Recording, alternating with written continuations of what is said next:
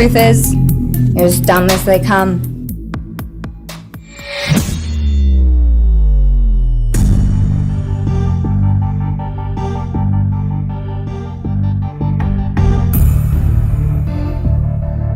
How's it going, freakazoids?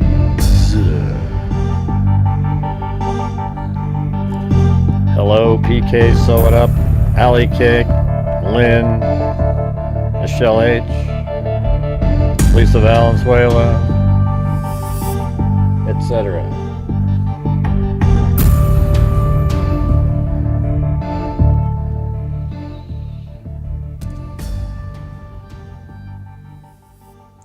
All right. Well, we got some updates to do, and then we'll discuss some of the newer stuff in the Guthrie case at the end. I mean, after this part, it's not. I don't think it'll be that long, but we covered the Mercedes Vega case. She's a girl that was killed in Arizona back in what year was that? Like 2023 or. I mean, at this point, it's like it's so long ago. It seems like a long time ago because it didn't even make the news for a while. But, she was robbed by a guy named Cujoe Young, who was just found guilty of the robbery and got 14 years. But the next trial is the murder because they killed her before she could testify against them. Or him, anyways. So... it was just an absolutely brutal case where they abducted her as she walked down into the parking garage of her apartment and was heading to her car, and then was hit over the head or something by the car, put in the car, and then hours later a sort of a used vehicle was found burning on a highway about 60-70 miles away, and she was in the vehicle. She was alive while she was on fire because there was soot in her lungs, and she had been shot, beaten, and then she had bleach poured down her throat. And see that, what's weird is we didn't know about the that she was supposed to testify when we first heard about it. That would have been my immediate thing to say, Hey, all right, Wild Bill, he moved up into 5th. Are any of you guys interested in what I'm saying? Seems like everybody's saying hi, hi, hi, hi, hi, hi, hi, hi, hi, hi, hi, hi, hi, hi, hi, hi, hi, hi, hi.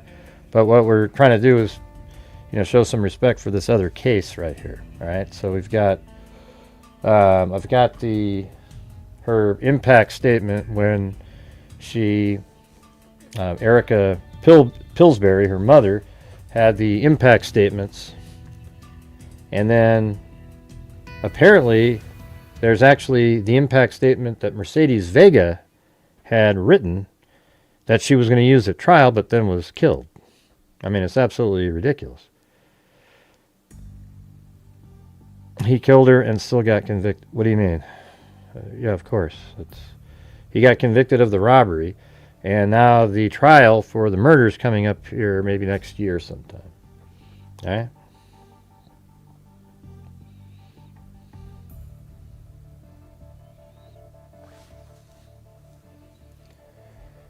All right, let's see.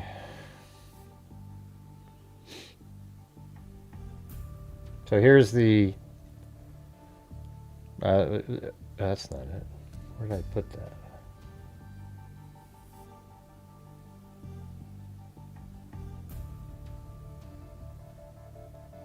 Huh.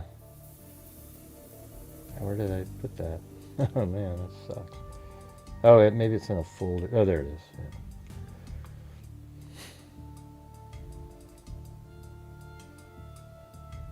Now we have to wait. Now there's going to be a trial for the murder. All right, so it says, this is what I said to the court. So this is what she said to me, okay? So this is Eric. You guys want to hear this? This is what she said, and then she reads the part where what her daughter had said before she was murdered, and then it continues on at the end. Hey, sweet Caroline. But reading in the chat there, Wild Bill Wassman moved up into 5th place in his bass fishing tournament.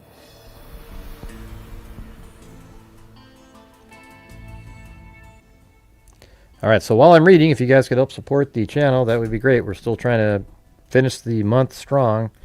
We are on June 27th. We got the 28th, 29th. Well, just today, tomorrow, and the next day, and then the 30th is our donation night. All right. So let's see if we can, have another decent night. This is what I said to the court. Erika Pillsbury wrote to me in her message. Your Honor, thank you for the opportunity to speak on behalf of my child, Mercedes Vega, today. It has taken 6 long years for us to reach this moment, and I'm grateful that her voice is finally going to be heard. For far too long, my family has been in the unimaginable pain, while this defendant delayed accountability at every opportunity. I have heard this criminal speak to the court about family values, integrity, discipline, and the man he wants people to believe he is. Family values, integrity, discipline. I have heard about the lessons he claims he learned from his granny, such as make your bed, clean your room, start your day right, and everything else will follow. He did not carry those lessons forward. He completely abandoned them. If he once was, he no longer is a man of morals, integrity, and values. Who he truly is has already been revealed through his choices, his actions, and especially his crimes. Choices, actions, crimes. At some point, make your bed turned into put on a mask. At some point, clean your room turned into dress in black, pick up a loaded firearm, and hunt young women. At some point, start your day right turned into aggravated armed felony robbery. Mercedes was stalked by him. Mercedes was forced to the ground by him, ruining her new tattoo. Mercedes had a gun pointed in her face. Mercedes' life was threatened by him. Can you imagine what that felt like for a 19-year-old? This crime against Mercedes was not impulsive. It was deliberate. It was calculated.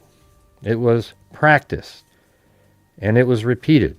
Every single time he picked up that gun and that mask and went looking for another victim, he made a conscious decision to become more dangerous. One of the things that makes this criminal so frightening, violent offenders like him do not stop on their own. Their crimes grow bolder. Their cruelty grows deeper. Their confidence grows stronger every time they can avoid consequences. Crimes bolder, cruelty deeper, confidence stronger. And then, let's see. Every opportunity, every allowance, every time he was accommodated, it only taught him that he could continue harming people and still walk free. This court showed him leniency. He was allowed out on ankle monitors. He was offered favorable plea agreements. He was permitted the opportunity to go to football camp, all while facing 2 aggravated armed robbery felonies. So I guess this is like, so this case was happening, and he was given all these chances. I'm talking to you guys right now. So he was given all these chances while waiting for the trial, but then while he was out, he, along with I think a couple other guys, killed Mercedes Vega so she couldn't testify in the very trial that he was shown leniency regarding. So then they had a real trial, and he didn't get leniency. Instead of using these allowances to change, to display better behavior or remorse, he accelerated. When this court gave him opportunities, innocent people paid the price. Yeah, exactly. You let this idiot out on an ankle monitor and he killed somebody. Mercedes paid the price. Aggravated armed felony robbery is not just robbery. It is psychological torture. It changed Mercedes' brain. It changed how she moved through the world forever.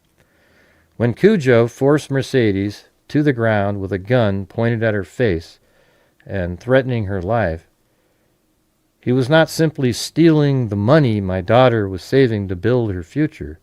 He was stealing her safety, her trust, and her peace.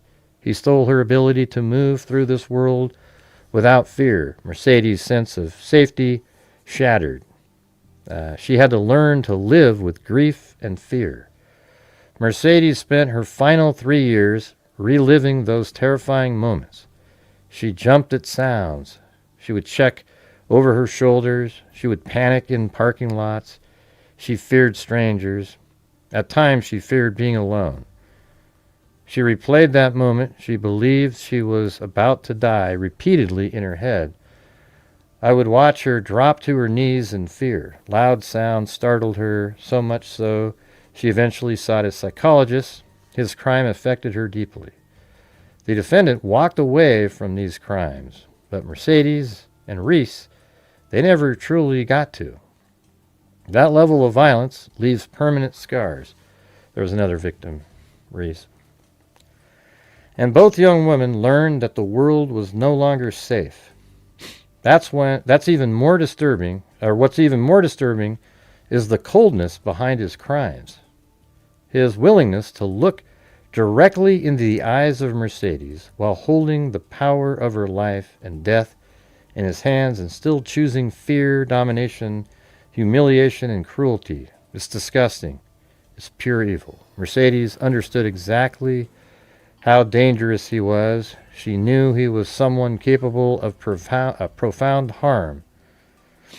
It says, despite her fear, she still chose to stand up and do what was right.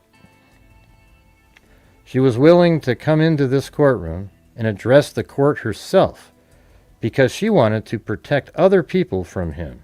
She was terrified, but she still showed courage. She wanted the court to understand the fear he caused. She wanted the court to know what he had done to her life. She wanted the court to understand that releasing him endangered innocent people. She wanted to make sure no other young woman would have to experience what she had experienced. He may have thought that he silenced her. However, he made her louder. Mercedes wrote a victim impact statement, and I have it. So she had written one for that trial that she was supposed to testify at, but then was killed. These are the words that this man did everything he could to make sure they would never be heard by this court. I have the words that she risked her safety for so she could protect others. The night before she was to read these words, she was murdered. So please listen to these words carefully because they mean so much. These words carry a lot of weight. Her words are powerful and they are important because these words are coming from her or from beyond the grave. These are the words that she risked her life to speak and the words that ultimately killed her. She may no longer be here, but she is not silenced. If Your Honor will allow, I would like to read that statement she wrote for the court that she was never able to read. And then she actually asked, may I read her statement, Your Honor? And then he said she could. Actually, it kind of makes me sad listening to this. It's pretty weird. Just think about that. That's crazy. Jesus.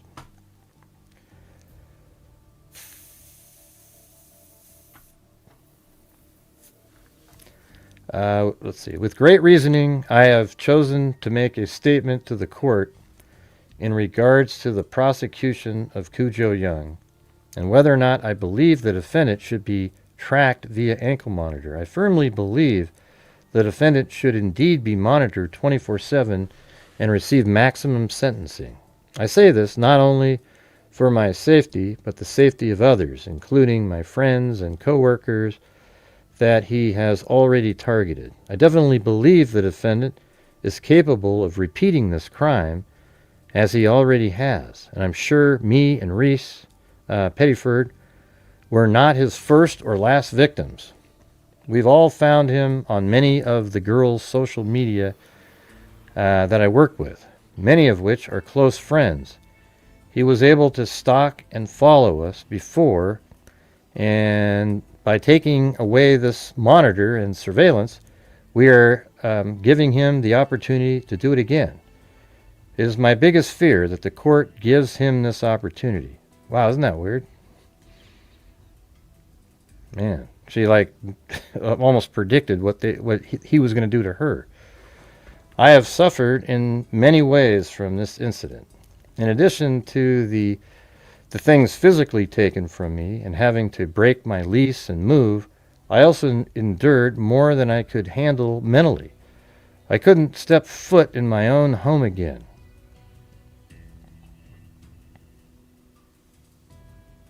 Let me see. Yeah, and that says, I lost my spot. I keep it keeps making me feel crappy, like sad, you know. So then I lose my spot. Yeah, let me go up there. We also have found him on many social. Yeah, we did that. We are giving him the opportunity to do it again. It is my biggest fear that the court gives him this opportunity to move around, etc. I have suffered in many ways from this incident, in addition to the things physically taken from me, and having to break my lease and move. I also endured more than I could handle mentally. I couldn't step foot in my home again, like at her apartment. People can't even come to me from behind without announcing themselves anymore. Even after all this time, I still fear coming home every night, worried that someone will be there waiting for me. Man, how prophetic is this? As someone who already suffers from mental illness, borderline personality disorder, and bipolar, this situation took a severe toll on my mental health. I was seeing my psychiatrist more often, and due to my anxiety and mania being on overdrive following the incident, I had to be prescribed additional medication to help me sleep at night. I don't wish for anyone to suffer the way I did. I'm asking the court to please not modify his release conditions. It is in everyone's best interest that the defendant remain monitored and, God willing, receive maximum sentencing. Yeah. It's crazy. And then it goes back to Erika. While this defendant has been given the opportunities, accommodation, and leniency, my daughter was trying to protect the public from someone she knew was dangerous. Mercedes was doing the right thing. Mercedes was trying to warn people. Mercedes wanted to make sure the court understood the level of threat he posed. Mercedes was concerned more about others than her own safety. Instead of receiving any safety and instead of being protected, she was killed. That reality is impossible for me to ignore. The consequences awaiting this defendant need to be bigger than his excuses, bigger than his manipulation, his delay tactics, and bigger than any story he can tell to avoid responsibility. No matter how many times he tries to rewrite the truth, there are consequences that he cannot talk his way out of. Justice does not end at the doors of this courtroom. And whether it comes through this court, through the weight of what he has done, or he just simply can't outrun, you can make him answer for what he has done. The mask this defendant wore during those robberies, he wore a balaclava, did not hide who he was. It revealed him. This is a violent, remorseless, and deeply dangerous man who repeatedly terrorized innocent young women for his own personal gain. His criminal behavior continued to escalate because he believed he could evade the truth. He is not some criminal mastermind. In fact, he has repeatedly demonstrated he is incapable of carrying out even his own crime. Yeah, you could play that clip. Let's see, where is it? Right here. The truth is, you're as dumb as they come. There you go. Yeah, so it says, he couldn't even carry out incapable of carrying out even his own crimes without leaving behind overwhelming evidence. Yet what he is remarkably skilled at is delaying consequences through excuses, manipulation, deceptions, and endless attempts to push accountability further down the road. He has threatened consequences as something to be avoided rather than accepted, but Your Honor can make sure he is finally held accountable. Mercedes tried to protect others. From the blood in my veins to the treetops above, I have witnessed the depth of what his actions had taken on my child and the damage he has caused her. What he has ultimately proven is his disregard for life, that accountability means nothing to him. For those reasons, I respectfully ask for the maximum sentence, hold him accountable, impose the harshest consequences, show him that what he has done is evil. He made his bed, Your Honor. Make sure he lays in it. Give him the maximum sentence allowed under law. He deserves it. Hold him accountable for the terror and pain he has inflicted. In hope and principle, Your Honor, and respecting what my baby girl asked for, give him maximum sentence allowed under law. It's in everyone's best interest. Do it for Mercedes. Thank you. Yeah, they've been on the show. She's come on here 2 or 3 times. I think the husband came on, once or twice. But man, he got 14 years for the robbery. And then there's the murder trials coming up soon, and he's never going to get out. Because now they had to do it in a specific order. It would have been a travesty. Like, if he had been found not guilty of the robbery, then I think it would have, absolutely, I don't even know if you could do the murder case. But now he's got the robbery. She was supposed to testify against him. Now they have the evidence. And there's a trial coming up. Hey, thanks, Wild Bill Wassman. Wild Bill Wassman, Alley Cake. You notice that's always the same people. So if you guys are watching and you want to help support the channel, it'd be great if we could get some other people to help support the channel tonight. We're just trying to flow into the end of the month here. But if that trial wasn't streamed live, I could watch it on this sort of back channel thing. But I wasn't given the link to this day here when she said this, so she sent me the words. All right, so that was cool.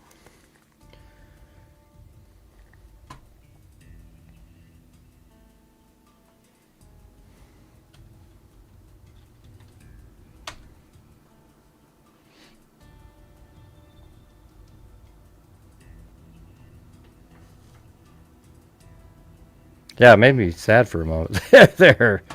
Just sort of picturing that. How crazy is that she wrote that,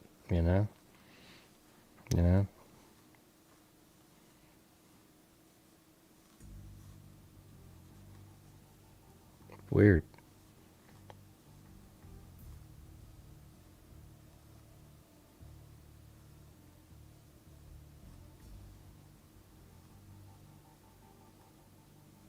What do you mean you saw the report? Man, you're such a... God. That's wild. Hey, thanks, Alley Cake.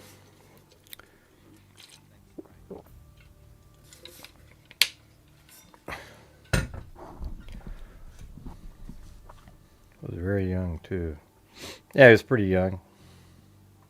I guess he got to go to, football practice and shit after he'd already done this robbery. But then he didn't want his actions and the going to court to ruin his new life. Oh, I'm so great now. But no, he's, you got to pay for when you do shit like that. Have you seen what guy yet? What are you talking about? Oh, I thought she said report. I don't know, man. I don't know. What do you mean? Have you all seen this guy yet? What are you referring to? Yeah. What do you mean? We've shown him on here before.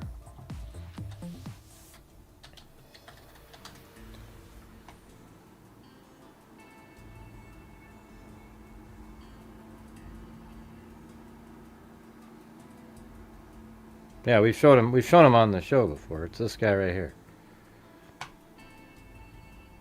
This guy, you know. He looks exactly like the guy that was on their surveillance footage. It's crazy. That's Mercedes Vega right there. He's right there. Yeah, we've shown it on here many times. I have, anyways. I mean, you guys might not have been. You might have been all saying hello, hello, hello, hello, hello, hello, and missed it. But yeah, there. You know, this is. I think. I'm not sure when that was. He's been in court proceedings for a long time. Well, I just showed him. I mean, he's just a freaking, a criminal. He needs to be locked. I hope he gets the death penalty. I don't know if that's on the table, but that's what he should get. I mean, he literally kidnapped Mercedes Vega out of her parking garage. There's video of it. And then he, obviously, they took her car and then the car that they were in and then transferred her to, I think they took her out in her car and then transferred her into another vehicle, then parked her car, just sort of a couple miles away from where they abducted her from. And then they drove her, they tortured her for hours, I think, you know.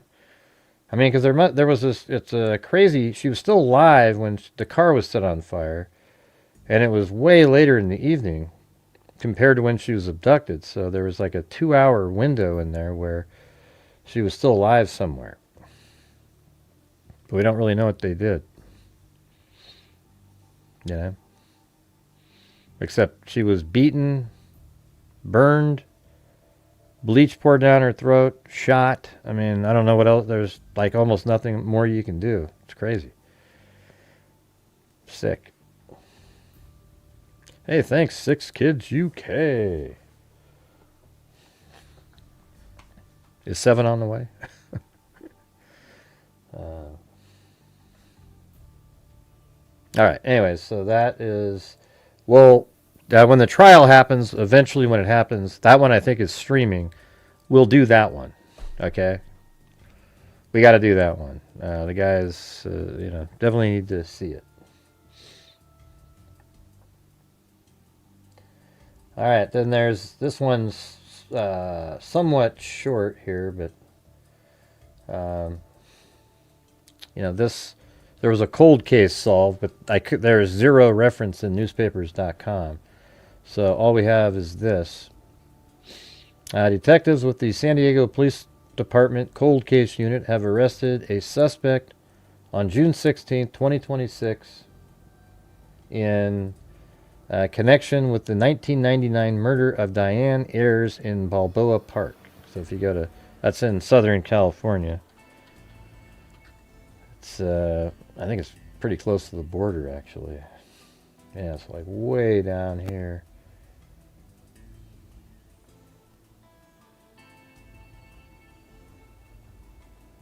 Is that from that? Oh, yeah.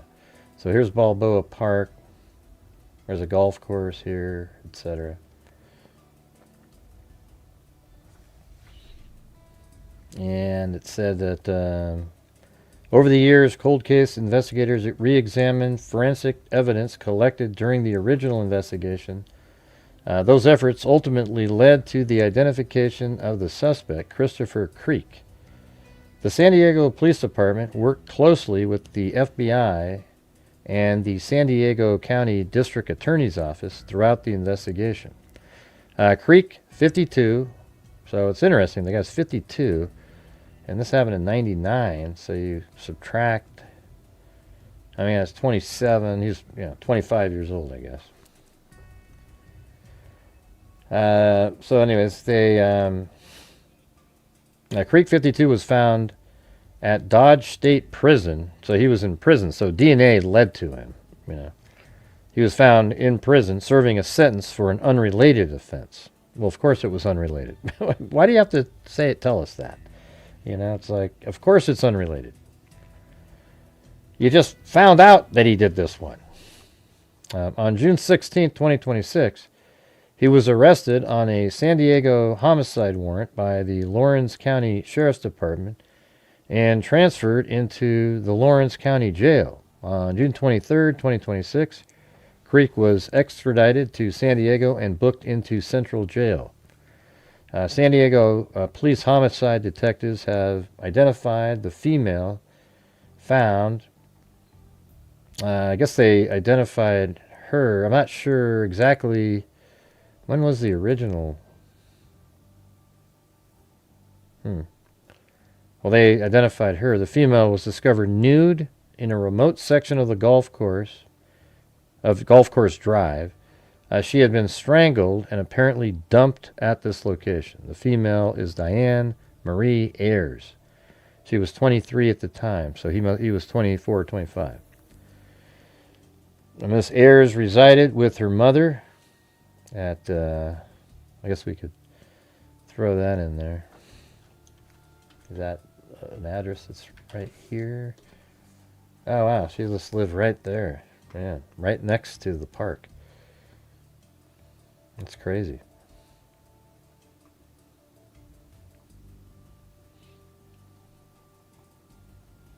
Diane Ayers left her apartment one day in early September to go out for the evening, and did not return.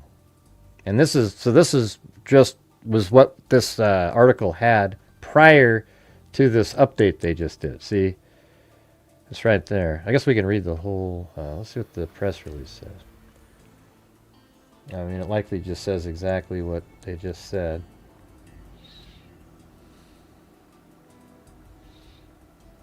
Well, there was this longer article that I was able to capture. So let's take a look at this one.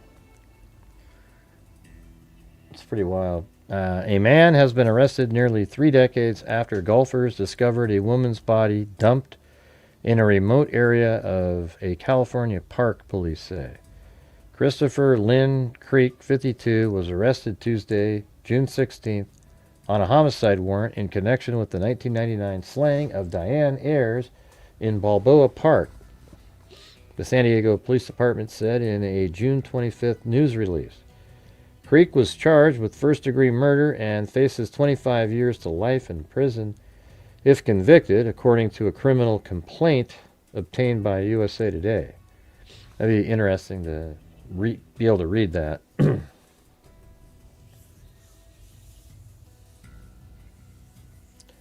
An attorney representing Creek did not immediately respond to a request for comment. Creek pleaded not guilty at his initial court hearing appearance Thursday, June 25th. Tanya Sierra, a spokesperson for the district attorney's office, said in an email, "We are not at the end today," Deputy District Attorney Chris Lindbergh told NBC7 San Diego outside the courtroom.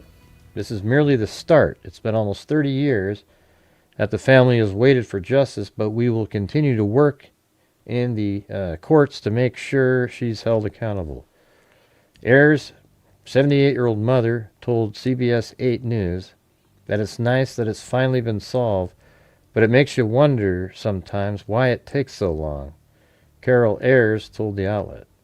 Well, I think it's amazing that they were still looking for the answers. Golfers called police on September 4th. So these people were playing golf, and then on September 4th, 1999, after discovering a body in the bushes in the 1800 block. I guess we could look exactly where that is.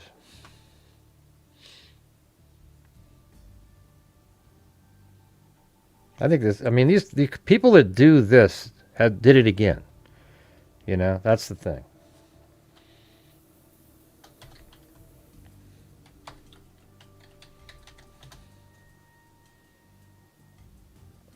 Now let me put this one here. So she lived here.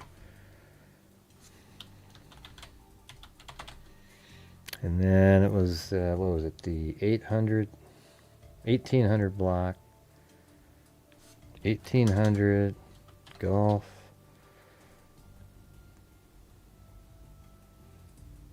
course drive. Hey, any chance you guys can help support the channel tonight? You can see we're dead as a doornail yet again. I don't know what the deal is. It gets really old, you know.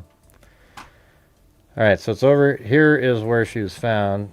I guess 1800 block. So this is, so where's 1900?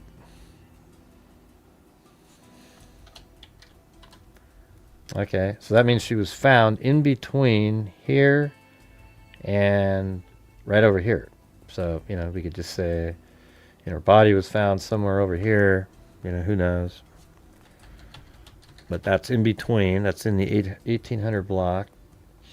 And it was golfers, so it kind of makes sense, right? They were walking around. I mean, it'd be interesting. Maybe if they had put an article, they would have said, hey, they were on hole number 6. And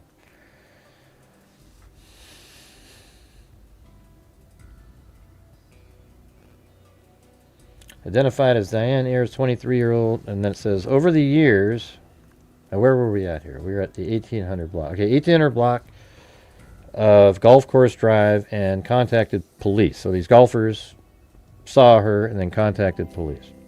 Responding officers located a deceased female, later identified as Diane Ayers, a 23-year-old San Diego resident. The San Diego County Medical Examiner's Office determined that Ayers died as a result of strangulation. Over the years, cold case investigators re-examined forensic evidence collected during the original investigation. Those efforts ultimately led to the identification of the suspect, Christopher Creek. The San Diego Police Department worked closely with the FBI and San Diego County District. I think we already read this one, didn't we? Oh, yeah. That's funny because it says the exact same thing I was reading, the 1800 block. Okay, it was right here that I was looking at. So it was the 1800 block of Golf Course Drive in Balboa Park. So that's right with the golf course. When officers arrived, they found a dead woman, police said. The woman was nude. Aside from one sock, Lindbergh said in court, NBC7. So she was completely nude but had one sock on. Well, we got Wild Bill Wassman trying for a wave to try to get something happen. We're currently at 1/10 of a nightly goal. After the woman, and we're already 40 minutes in. After the woman was found dead, her identity was a mystery for 2 months. Oh, interesting. So for 2 months, they didn't know who she was. And that's why, though. I mean, wouldn't her mom have said, hey, my daughter's missing? Until police identified her as Diane Ayers using thumbprints through the DMV records on November 4th. The San Diego Union Tribune reported. Then, San Diego Union Tribune. Huh. Oh, that's interesting. Let's try something else on newspapers.com then. See, I didn't know that she wasn't identified. Let's see. Unidentified woman ball. Is it Balboa? Like Rocky Balboa?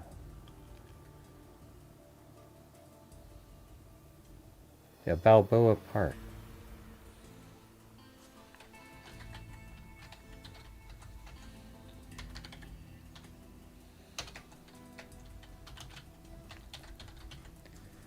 Let's see.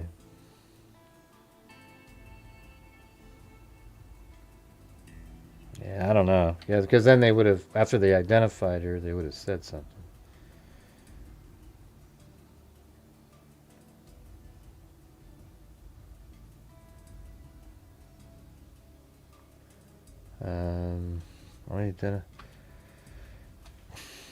Woman strangled park. Is that gonna work? That's San Francisco. Yeah, I don't know, man. Jeez, I guess I could go try to find it in that paper, but it's weird how it wasn't in any of the papers on newspapers.com. But it was in the San Diego Union Tribune. Her mother had reported her missing just days earlier. So, Before Diane Ayers' disappearance, the 28-year-old lived in an apartment with her mother. Yeah, short distance from Balboa Park. That's right. That's exactly what this is right here. I think that's obviously an apartment. Or it looks like one anyways. Yeah. So there you go. She lived in those apartments, and she didn't live far away at all from, I mean, where she was found. It might not even be a mile. It's just like, let's just say right there, that's a half a mile just to that street area right there.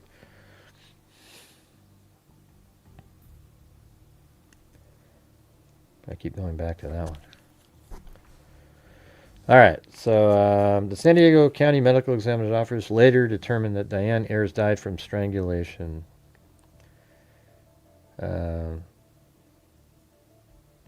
She lived in an apartment with her mother a short distance from Balboa Park. Diane Ayers left her apartment one day in early September to go out for the evening and did not return. The San Diego County Medical Examiner's Office later determined that Diane Ayers died from strangulation. Despite an investigation, Diane Ayers' case went cold. Investigation leads to suspect decades later. Cold case detectives continued to investigate Diane Ayers' case, re-examining DNA evidence from the original investigation. In 2020, so obviously she was sexually assaulted and then strangled. See, that guy has done it again. Okay, so I mean, he was 25 at the time. I'm sure in his 25 all the way through his late 30s, etc. He's doing something. In 2023, investigators got a DNA hit on the sole sock found on Diane Ayers. That's crazy. The one sock she had on, there was a DNA hit on that. Lindbergh said in court per NBC7. Investigation led cold case detectives who worked in partnership with the FBI and San Diego County District Attorney's Office to identify Creek as a suspect in Diane Ayers' murder. I wonder if they just use CODIS because he's in prison. Detectives learned Creek was incarcerated at Dodge State Prison in Chester, Georgia, serving a sentence for an unrelated offense. Creek was extradited to San Diego on June 23rd, where he was booked into jail, police said. Court records obtained by the San Diego Union Tribune show that Creek has a lengthy criminal history dating back to the 1990s, spanning multiple states including California, Texas, Louisiana, Georgia, Nevada, Mississippi, North Carolina, and Virginia. His previous convictions include those related to auto theft, burglary, credit card fraud, and more, the newspaper reported. Yeah, I actually found his been verified right here. And then you go down to the court records.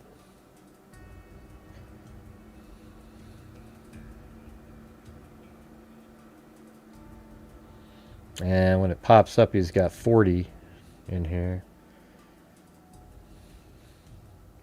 Theft. That one doesn't say. Theft by taking. Yeah, that's usually what theft means. Theft by taking. What? Wreck something infected person. Not sure what that means. Theft of property. Unauthorized use of motor vehicle, theft, forgery, forged check, theft. So he hasn't been caught on. He was fugitive from justice then. This back in the 90s. That's weird because this is. Well, how's that in the 90s? How could that be 1992? That doesn't even make any. How old was he? 17? Let's see, hold on. He was born in, okay, I guess he would have been like 18 or 19. Yeah. So he's been like a criminal the whole time.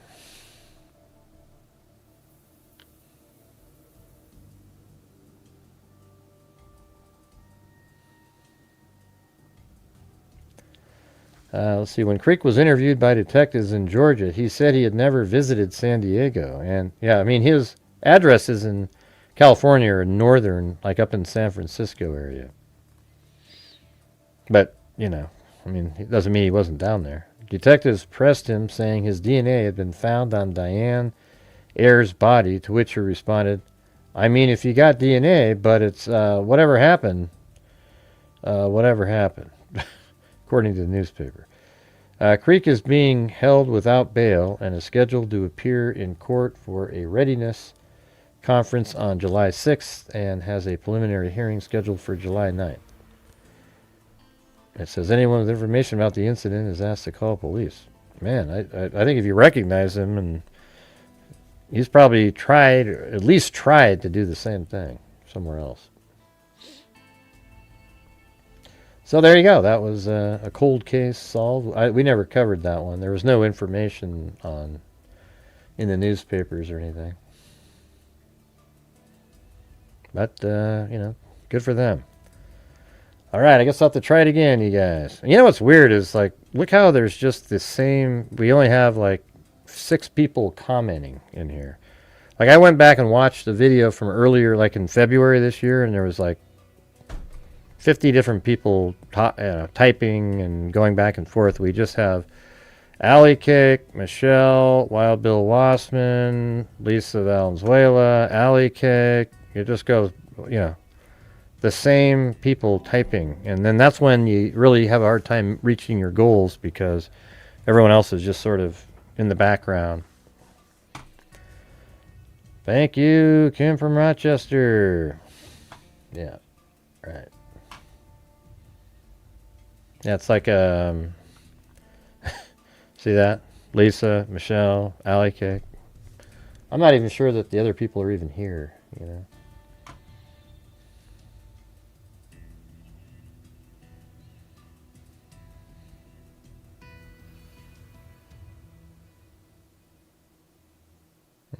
All right, great.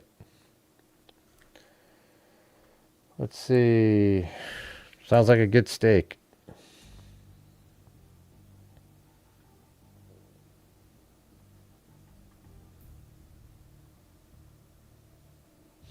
All right, so hey, guess what? I went out and found. So let me go to well, the Instagram post where Savannah Guthrie, they did the one with the family.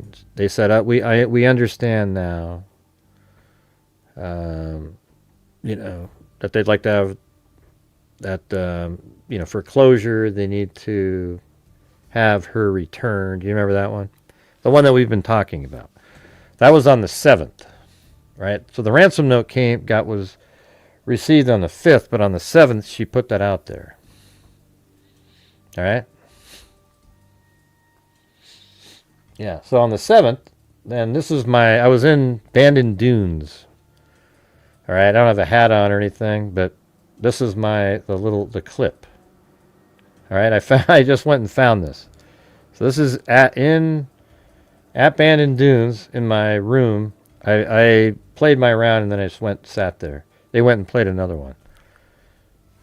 But listen. So I'm going to read it the way I think it means. All right, here we go. We received your message and we understand. Well, hold on. I'm not sure where that's playing.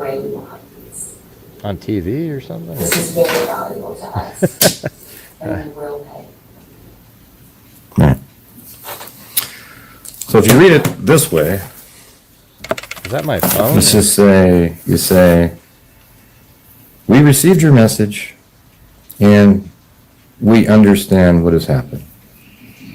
We beg you now to return our mother's body to us so that we can celebrate with her life, etc. This is the only way we will have peace, is having her body back with us so that we can bury her properly. This is very valuable to us, and we'll pay for you to give us or let us know where we can get her body. Doesn't that sound? Yeah, to people like you, James, that's true. You're an idiot. You're one of the people who got one of the free memberships because you're a stupid-ass troll that came in and stole a membership from somebody who wanted one. Get the hell out of here. More likely to be the case here? See that? Boom. That was on the 7th, right there. See that? That was on the same day that it came out. Right, so that it's never changed since then. And yet people are like, wow, this is amazing. She's saying this because... Yeah, okay. Yeah. So that was pretty cool. I actually went and found it because I was like, when did I? Because I remember I was on the trip when I said that. You know? Yeah, man, I literally, like, you know, we played around at golf, but they like to play another one. I'm like, how the hell are you guys doing that, man? That's ridiculous. And so I went back in and did the live streaming. So there you go. Right. Don't you love it when the trolls come in here? I always like it, too, when the mods are trolls also. It's like you get a mod that has to throw in 30 minutes later, a troll comment. It's wild. Let's see. All right. There's a bunch of different, like, articles and stuff that came out.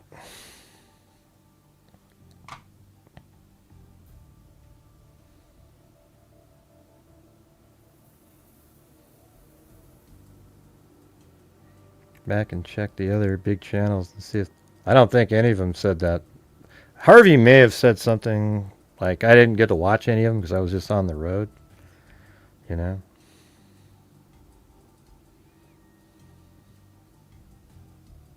Right. But hey, guys, any chance you guys can help support the channel? We're still only at about 1/9 of the goal, and it's just going to be a huge struggle if we can't get a challenge or something going or something.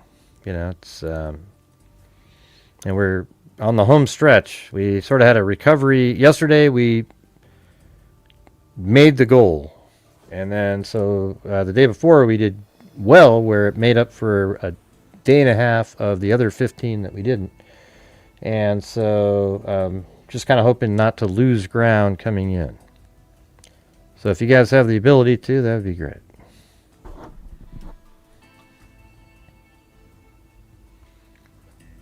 All right, let's see what this one is.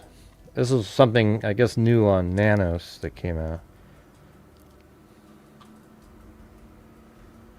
Nobody knows what you're talking about, Sandy. Just go do your whining and bitching and complaining somewhere else. All right? You used a strange word, the report, okay? I thought you said you went out and found a report somewhere. So just quit your, you know. Jesus. Hey, thanks, Alley Cake. All right.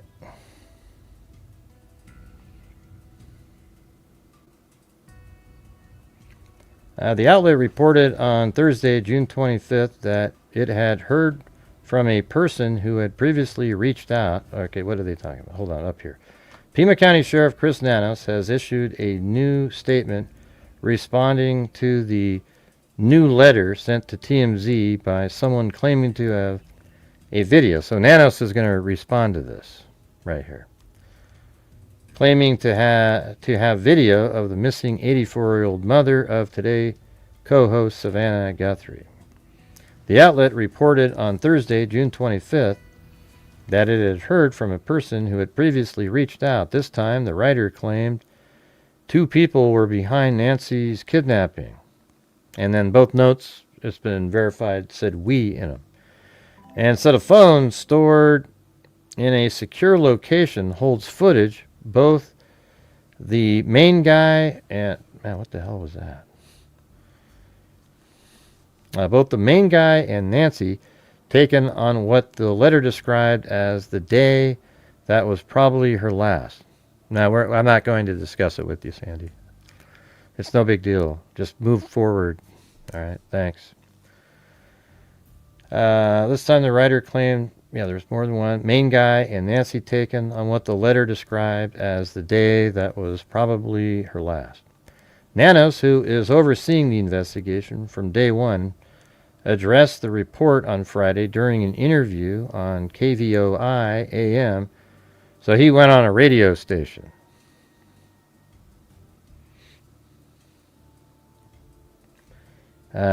He said he didn't mince words. He said, I think the FBI has done a number of arrests or false or fake ransom. Let's see. I think the FBI has done a number of arrests for false or fake ransom notes. Well, they've done one that we know of, right? How many arrests have you guys heard of?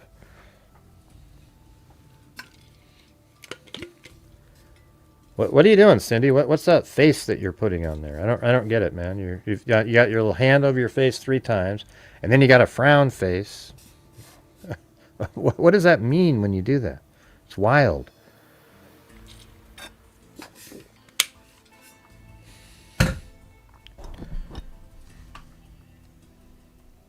Yeah.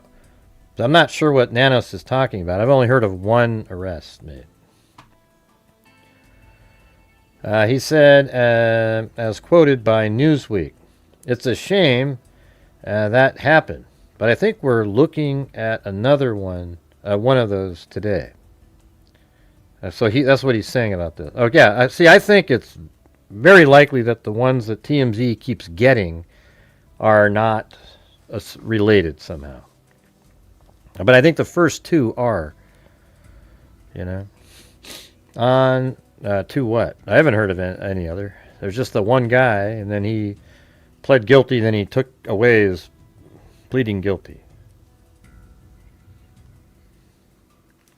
On the Buckmaster show, Nanos said the FBI is leading their review of the ransom notes. Those 2 that okay, so let's see what he's saying. Nanos said that the FBI is leading the review of the ransom notes. Okay, yeah. Those 2 that someone believes may or may not have some legitimacy to them, and the FBI is working that. Man, what terrible grammar. What is he saying? Those 2 that someone believes may or may not have legitimacy to them. What do you mean, someone? And the FBI is working that, he said. I can't tell you much more on that because it would be inappropriate. It's ongoing. Turning to the latest letter to TMZ, Nanos noted that fake claims tend to multiply when a case captures national attention. It is a shame, and these types of events occur. People have great interest. That's good because it helps us, but then it really gets abused. Hey, thank you, Roger Smith. Best 10 on YouTube. Where? Yeah.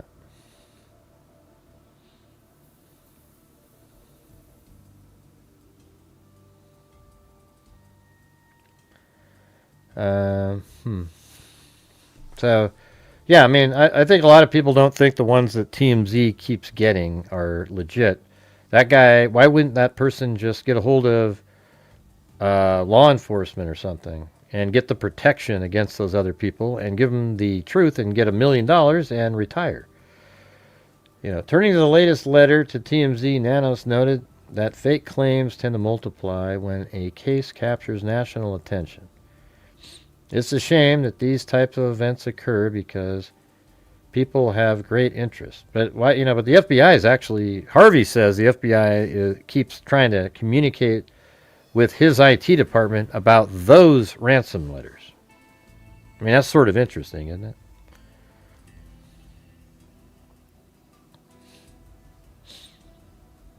All right, and then it says people who call in fake ransom note, people who claim for the sake of media and the family, they get out and disturb, in the case, an entire neighborhood. Yeah, I'm sort of with them on that one. Those morons that just pack the streets every single day, staring in a vigil at the house with their cameras. It's crazy. You know what it reminds you of? The gold rush, you know? Because Nancy Guthrie's case provided there's gold in them there hills. So they all came rushing in to get their camera out so that they could make money and hurry up and get the quick, and mine as much out of that stream. And there's some that are still panning, every day. I mean, look at JLR, for God's sakes. The guy's sitting there every single day, just still like filming because it's his stream of gold. Like everybody watches it. He makes hundreds of thousands of dollars on the case. It's just, it's crazy to me. It's so wild. And then they have people call that show that are the dumbest callers that you've ever heard, but they pretend that they're the greatest call they've ever heard. And it's the stupidest crap just mind-numbingly stupid.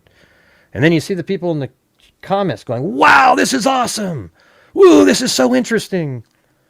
And there's nothing of interest that anybody's saying at all. It's just sensationalism BS. Okay. That's just how YouTube is, man. And social media and everything. It's crazy. It's just like that idiot Baron Coleman on the Candace Owens case. Candace Owens was like, wow, look at this Baron Coleman guy. Look at this. And then now all these people try to do one up and say stupid crap so that she'll take one of theirs and give them, pour gold into the stream that they're panning in.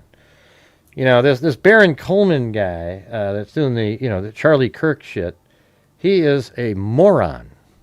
He's great at, like used car salesman tricking the people that are watching to believe what he's saying, but nothing he says is accurate. Not a damn thing. And it's crazy that so many people watch it. I mean, it's unbelievable. It's fake, And it's not Land of Opportunity. It's called Land of Idiots, okay? Let's see.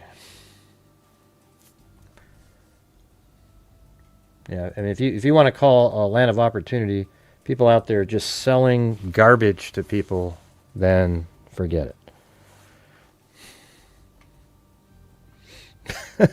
Hey, well, thanks, Marty. Hey, I'm getting some coffee for my gold rush. Yeah. I mean, what's funny? The only time my channel has ever done really well is all legitimate stuff, like really good video, covering something more interestingly, like the Koberger case, Delphi, the, Kylie Rodney, those kind of things. The channel did really well because I was putting out stuff that nobody could or would think of or any of that stuff. But like when there's times like this where it's really, it's way tougher, It's not the Land of Opportunity. It's called bullshit. I mean, jeez. Hey, look at me. I'm going to swing from a rope. On the street where Nancy lives, everybody. Woo! Hey, 50,000 people watching. It's wild. Crazy, crazy stuff. If I went there, I wouldn't sit there camped out on the street. I'd go around and look for stuff and film. I'd probably drive through the neighborhood, get the entire thing, 3D, 360 degree. It'd be sweet, And maybe one day, if it hasn't solved and it's a little cooler outside, maybe I'll go there. But it won't be me camping out somewhere on a sidewalk, Yeah.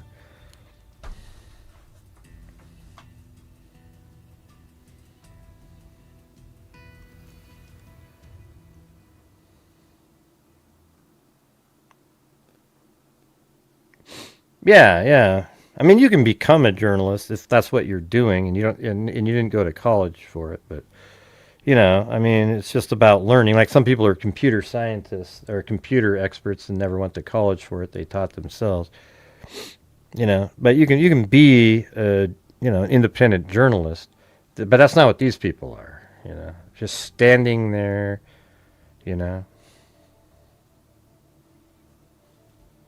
Elon said we are all the media now. I'm not sure what that means.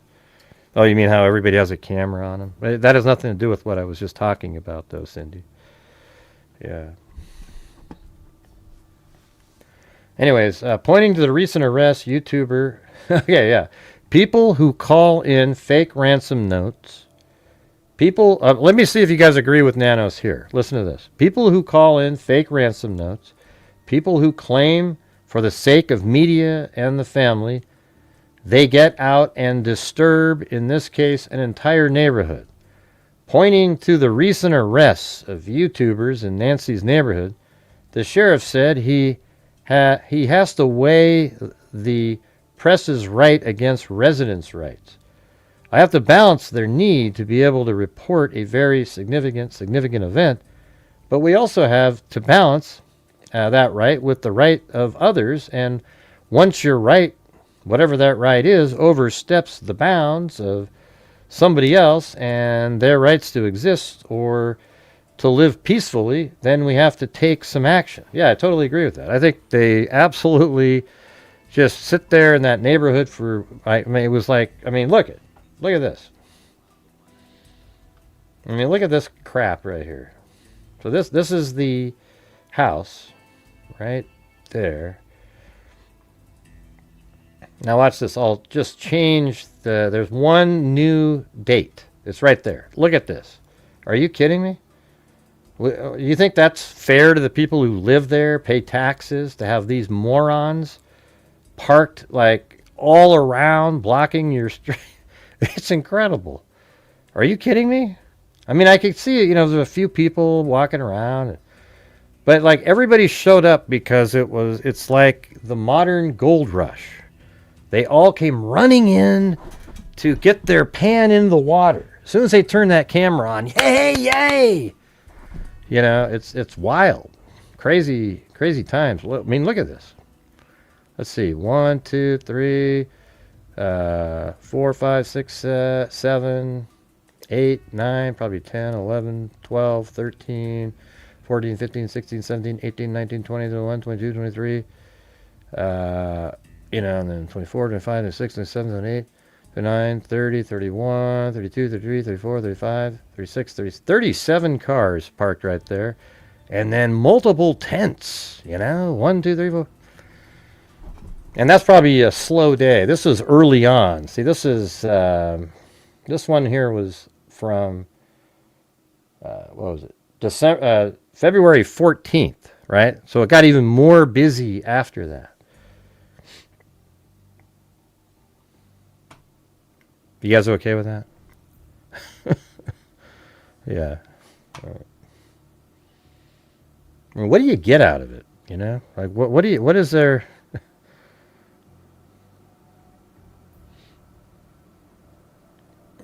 Yeah. Not quite like this one. People packing in a small area like that. We had the idiots in the Brian Laundrie house, with megaphones, but there wasn't the same.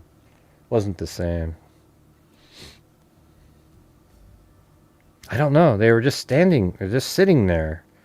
And then as soon as something was heard, they'd all jump in their car really quick and peel off, all following each other. Oh, where is it? Where is it? I mean, like that one time Enton, remember when they had the SWAT raid at a house and everybody gets in their cars and they rush, hurry up and follow really quick, and Enton was ahead and they lost where he was, but he got inside the neighborhood, and it's crazy, man. Just weird shit. All right, so where were we at here?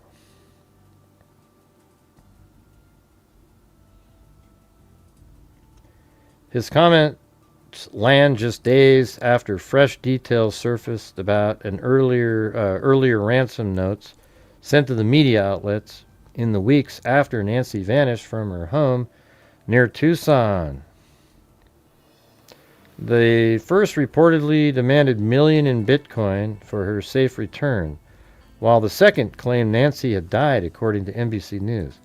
The first note, sent on February 2nd to 2 local news stations and TMZ, demanded millions in Bitcoin. Per CBS News, it was addressed directly to Savannah and included pointed details about her mother's home. Among them, a broken light on the back. Everybody knew about that. Porch and a white banded Apple Watch found in the bedroom floor. Okay, see, that's interesting, right? See, I didn't hear that until just this one. So that's what I'm talking about. See, they knew that the white banded watch was on the floor. See, that would be interesting, right? Because it's not supposed to be on the floor. It would be up on on the end table. The table at the end of the bed there. Law enforcement has not publicly identified or named any suspects, even though the FBI released doorbell camera footage.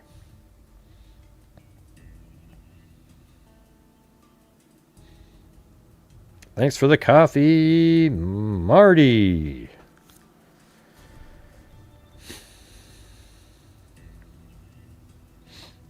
I mean, I listen, I appreciate the hustle that, some people take, but don't you think it gets a little out of hand when there's like 30-something cars there on a little sort of narrow street like that, and people live there?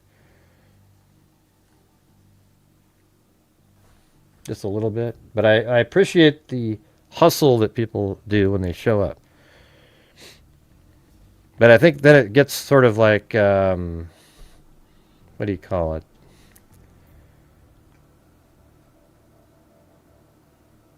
I don't know. Like, it's sort of like jumping the shark. They start inventing some craziest stuff you've ever heard. I mean, you guys know where that came from, right? The one episode of Happy Days where they just ran out of any kind of normal topic. So they said, here's an idea. Put Fonzie on water skis with his leather jacket and shorts and just have him jump over a great white shark in the ocean. And it was so stupid that it was like, that's the moment the show's over, And it's called Jumping the Shark.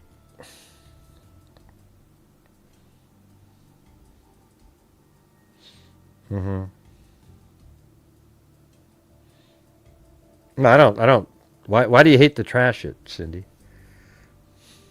It's trashable. It's like, it's ruined the true crime genre, It's just absolutely that kind of stuff. It's not true anymore. It's fake. There's been nothing.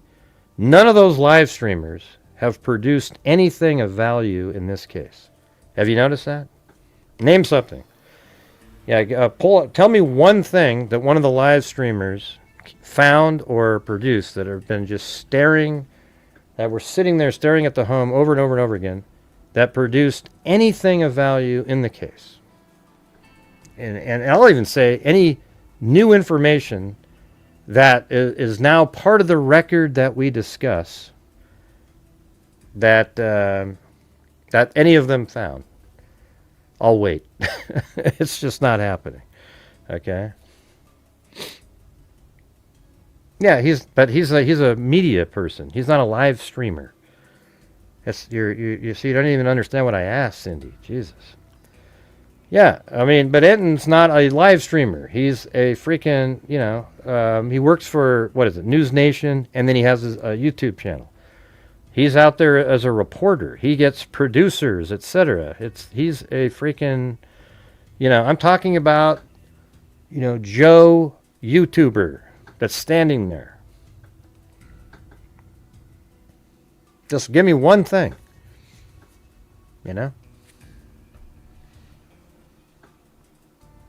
And see, they could too. That's the weird part about it, is they could have done that. Like, somebody could have taken the time, went around and filmed all the locations where they see cameras, go around, map it out, plot it out, film all of it, and have this nice little thing that you could present. But they don't want to do that. They need the quick fix hit. So they just sit there and stare with the camera filming at the home. Like when I went to Idaho, right? I didn't sit there camped out at the front of the house filming it. I was moving around, filming precise things that I had planned to film when I got there. And I did the exact same thing when I went to Orem, Utah for Charlie Kirk. That case. I literally walked the route. And see, that takes preparation, right? Like I literally have to figure out the movements beforehand, put it out on a map, and then get there and then walk around. And I knew exactly how to do it because I'd been there. I mean, not been there, but physically, on a map, I'd seen it a million times. So when I got there, I could move around. Yeah, so that's what I'm saying. So when I go to places, I try to, investigate. Not just sit there and have a camera filming something, taking phone calls from other conspiracy theorists. All right, so hopefully that's worth something.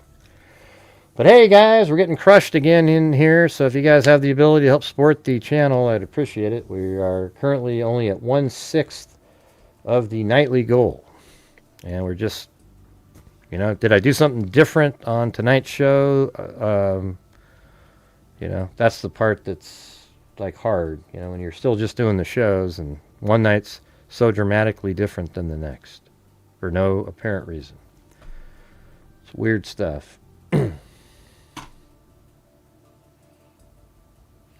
Let's see. Law enforcement has not publicly identified or named any suspects, even through the FBI released doorbell camera footage in February showing a masked armed man outside Nancy's home. Well, there's Wild Bill Wassman again. Thank you, Wild Bill. Anyone with information, call the FBI at 1-800-CALL-FBI. All right, now here's this one. Here, let me open up I like to use Adobe Premiere because then you can stop it.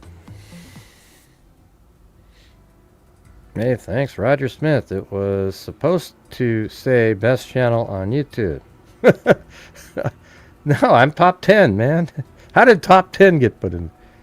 It's okay though. I don't mind. Top 10's pretty good.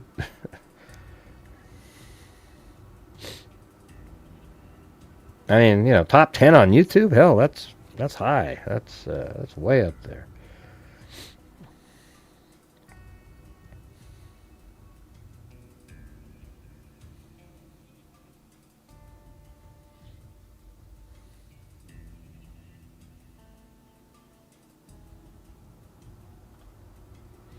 Huh?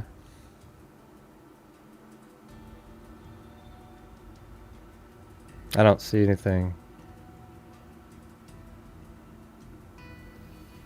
To watch the wouldn't do it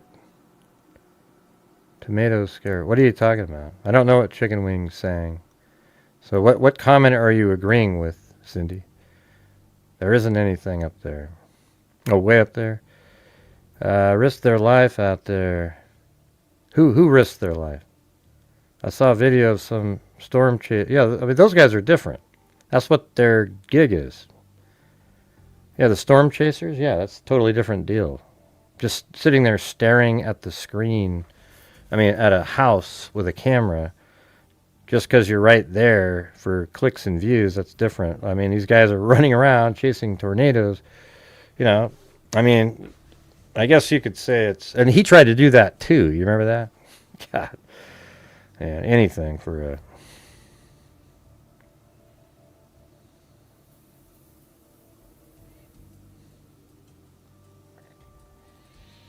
what was your biggest one today, Wild Bill?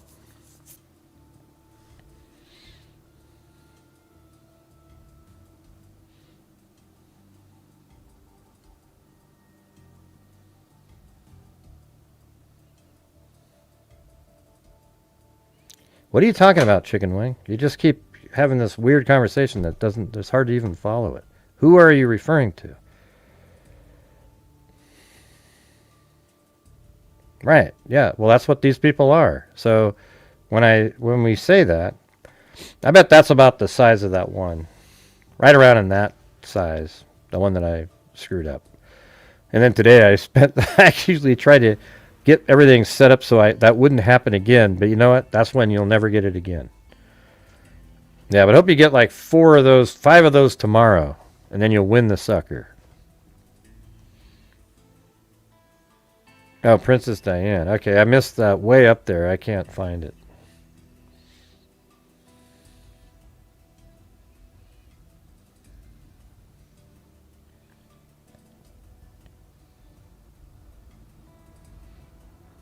And then also thank up there to Jim Lawn.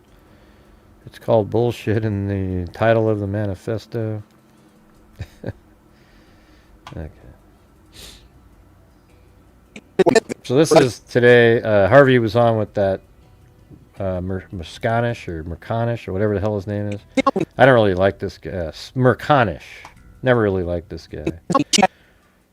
But let's see what he says. Initially, how many communications did you receive related to this case? Well, we received the first ransom note, and then we received around a dozen emails from a man who claims to know who the kidnappers are and at least back then knew where Nancy Guthrie was. Okay, but never have you received a communication from someone who said, like, I'm the man, I'm the one who did it. No, we received a ransom note initially saying they had Nancy Guthrie. Oh. She was safe but scared. They wanted $4 million. That ballooned to $6 million by not meeting the deadline. And they said if they didn't meet the second deadline, they would kill her. Okay, now this new missive, what's the gist of it? So this man has been sending us emails over the last 4 months.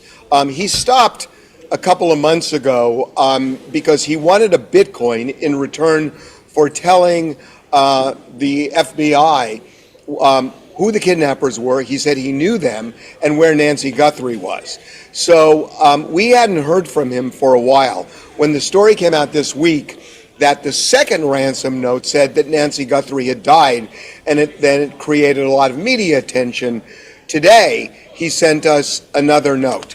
And he says a variety of things. He says that, number one, that he is not, as he puts it, the idiot who recently called in a tip about her burial site in Mexico.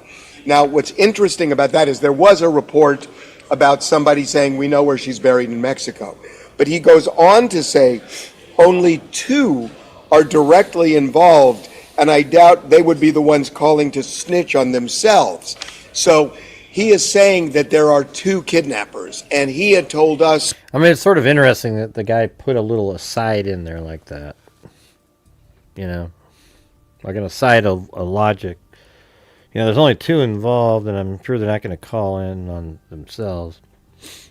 You know, I think the likelihood of this person actually having the phone or any of this kind of stuff that has a video, it's pretty low, you know, like I'd say less than 10% shot.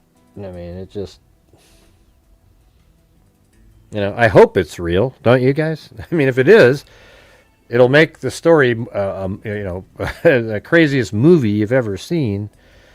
Like if the guy, let's say it's real, right? And and then Harvey or somebody pays it. Then they go out and they find this phone. Then part of the story is then he calls them, gives them the password. Then they open it up, and inside the phone there's a video. It's authentic, you know, has the date right around the time. Let's say like February 1st on it, maybe February 2nd. And that's the date that's on the video, and it's a legitimate video. They don't think it's AI. Just you can kind of tell when something's AI. And then they see that, and then they've got this name, and you know, it leads somewhere. But by the way, why doesn't this guy just give the names? You know, screw his. You know, like this other guy is so concerned about the money part of it. You know, like he should just give the names of the people, you know, get the case solved, and now they won't do anything. Like that's what he should say. Listen, if you want to protect yourself, how about you send me the names? We'll get the FBI to arrest those people, and they'll never be out in public again. You'll never see them again. So I'll do that for you. All right, but then if he keeps going, well, I just want the money, but I want the money part of it. Well, then, okay, then it's garbage, you know.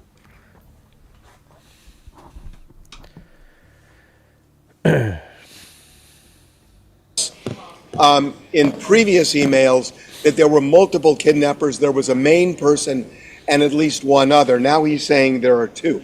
Now, I want to just say, Michael, real quickly, I am not vouching for this guy because, look, I know. he well could be a fraudster. Yeah, I mean, why doesn't he turn it into Harvey and make sure that his name is there, right? And then he would be subject to be able to get the money. And I see it's weird that he wants it all, like he doesn't want his name at all out there, like, you know. I mean, it wouldn't make it out there. He could still get the award anonymously. But he wants it on Bitcoin. See, that's where it just sort of seems not legit.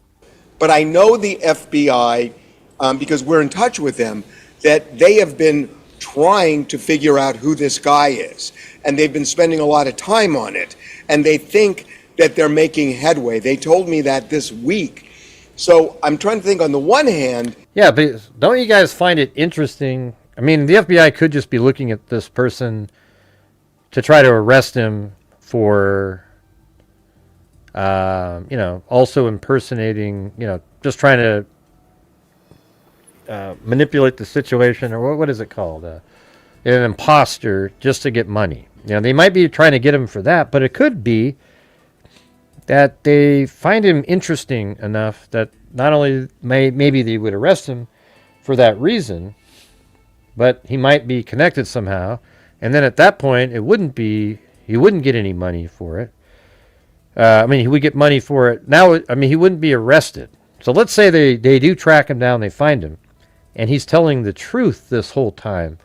I don't think what he was doing, well, I think it's still, would they consider that illegal to try to, because he was almost trying to get a ransom for information, like almost like extortion or something. I don't know. Let me ask you guys, if he's telling the truth, is he doing something illegal? Because then it's not fraud or anything. It's just that he was trying to get money. But then wouldn't he just go for the award? The reward, I mean. What do you guys think? And how is it illegal? Like, what's the law? What is it?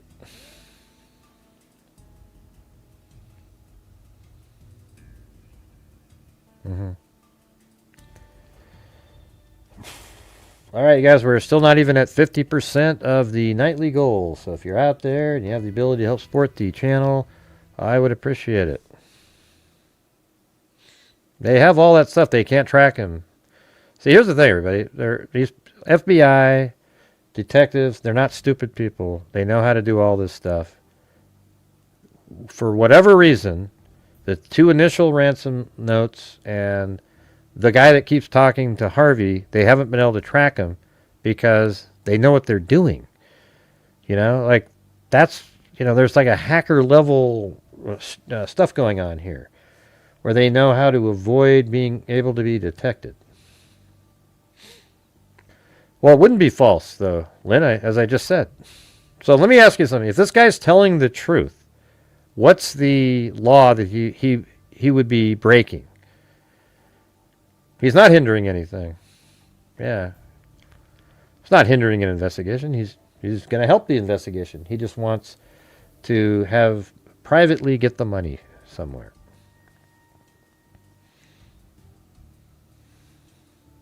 It's almost like a ransom, though, himself. You know, a ransom for information. It's kind of, I'm not sure what law it's called. Hey, you know what? Let's do this.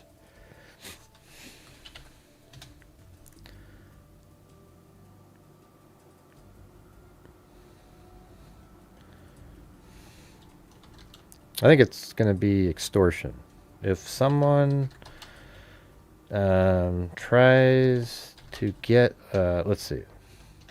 If someone knows who committed a crime and doesn't want their identity known, but will only give the information if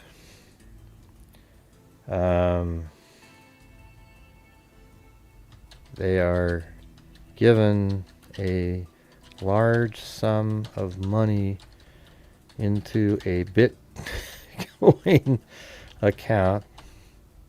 Does this break any law? I know it's a terrible sentence, but let's see. Yes, it can. Whether it actually breaks the law depends on exactly how the demand is made and what the person knows, but there are several legal issues that could arise in the United States. Here are the main possibilities. Extortion or attempted extortion. If someone says, "I know who committed the murder. Pay me $100,000 in Bitcoin or I'll keep quiet," that can potentially be prosecuted as extortion in many jurisdictions. The reasoning is that the person is using valuable information as leverage to obtain money they are not otherwise entitled to receive. Whether it fits a particular state's extortion statute depends on the wording of that statute, but prosecutors often view this kind of demand as obtaining property through coercion. Obstruction of justice. If the person intentionally withholds information from law enforcement in order to profit, prosecutors might also consider obstruction-related offenses, particularly if there is an active criminal investigation, the person interferes with investigators, or they encourage the suspect to evade. Yeah, I guess that could be like what Cindy was saying, obstruction. If, but they don't have to, nobody has to say anything. Evade arrest. That's why it's not the simply remaining silent. That's why my extortion one was first. Silent is not automatically obstruction, but taking affirmative steps to interfere with an investigation can be. Misprision of felony, federal law. Federal law recognizes the offense of misprision of felony, 18 U.S.C. Section 4. This requires more than simply knowing about a federal felony. Generally, the government must show that the person knew of the felony, concealed it, and failed to report it. The concealment element is important. Mere silence alone is generally not enough. Witness tampering or aiding an offender. If the person coordinates with the suspect, destroys evidence, or helps the suspect avoid capture while seeking payment. Yeah.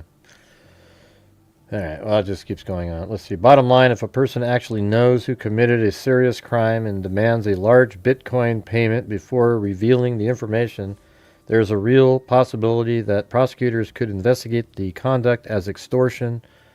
And then second, obstruction of justice or related offenses. Whether charges would ultimately be appropriate depends on the specific facts. Right. All right, well, that's pretty interesting. Go back to this. If they think this guy is just a jerk who's trying to scam money, why are they spending all this time? On the other hand, if he's legit, why didn't they pay the one Bitcoin he's asking, which is around $60,000, to lead them to the kidnappers and possibly Nancy Guthrie? So I just want to add one other thing, because this is... Wait, what did you say right there? Which is around $60,000 to lead them to the kidnappers and possibly Nancy Guthrie. Right, but why didn't you just do it? You know, they messaged you. You're not required to. You know, the FBI is just there. You can just do it what you want. I mean, I don't understand why TMZ isn't just trying to send the $60,000 and you know, write it off as an expense. You know, if it doesn't work. So, or even if it does work. I just want to add one other thing, because this is where it gets interesting. He says, and he has not said this to us before. Who? I haven't made. What are you talking about, Cindy? He says that he will. Yeah, I just said that to Harvey. Yeah. Hand them basically on a silver platter evidence. No, he didn't. He offered to do a documentary, Sandy. Evidence. He specifically says that he has, quote, a short video of the main guy with Nancy the day that was probably her. That's because he didn't do that, Cindy. He offered to do a documentary. Her last. And then he goes on to say that he has the phone with that video in a safe location. The phone is turned off.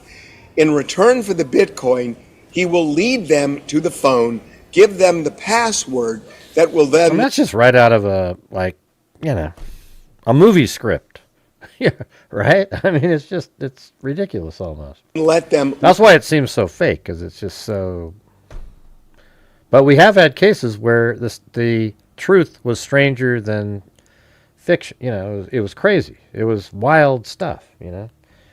Stuff where you go, okay. You know, like, for example, Lori and Chad Daybell.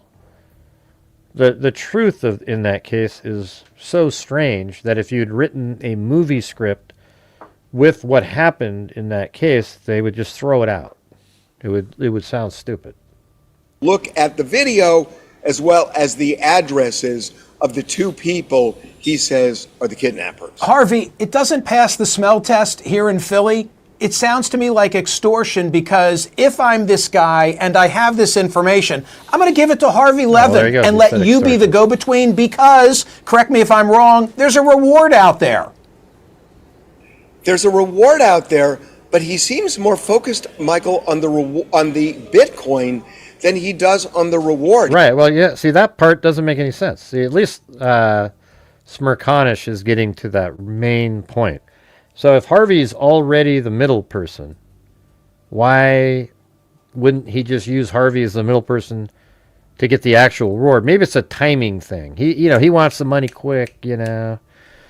And this reward shit would probably take years, you know.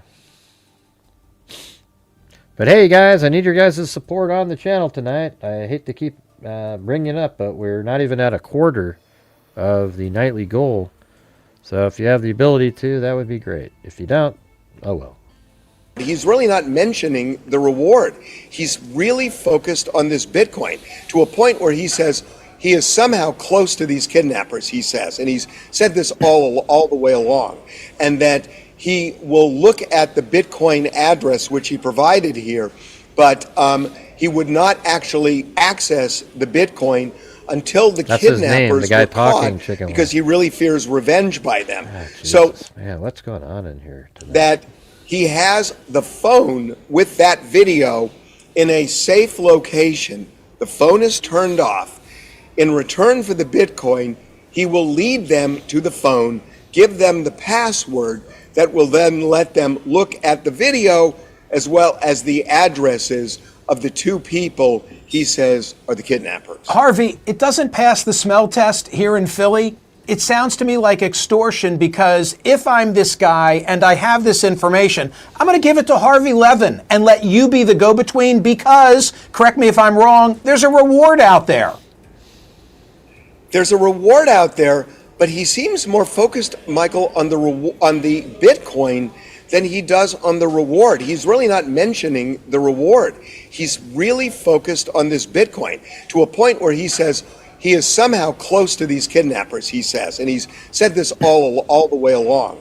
And that he will look at the Bitcoin address, which he provided here, but he would not actually access the Bitcoin until... Wouldn't that be weird if he actually is, like the guy he's talking to is actually one of the kidnappers in the we, and now that he's trying to obtain the money a different way while seemingly not connected. Because everything, what doesn't make sense is you have these two people, and then you keep talking to Harvey, and then Harvey talks about those other two people. Now they know it's you the whole time. And then he's just saying, and the original kidnappers wanted Bitcoin, but I guess, but now they know that, you know, since Nancy's dead, they're not going to get millions. So maybe they're trying to get just the one Bitcoin, 60,000, and he's just sort of on their behalf, trying a different method, using the same technique of not allowing their account to be found. I'm just throwing it out there as a not very likely scenario, but possible. Till the kidnappers were caught, because... Yeah, but he's just talking about them. They already know that they're out there. The other ransom notes already said "we" in it. He's not throwing them under the bus. What do you mean he's not throwing them under the bus? Everybody already knows that something happened. He might even be one of the people. That's what's weird about it. The guy that's sending those notes could be one of them. And he's pretending that, oh, they're after him, but he's one of them. because he really fears revenge by them.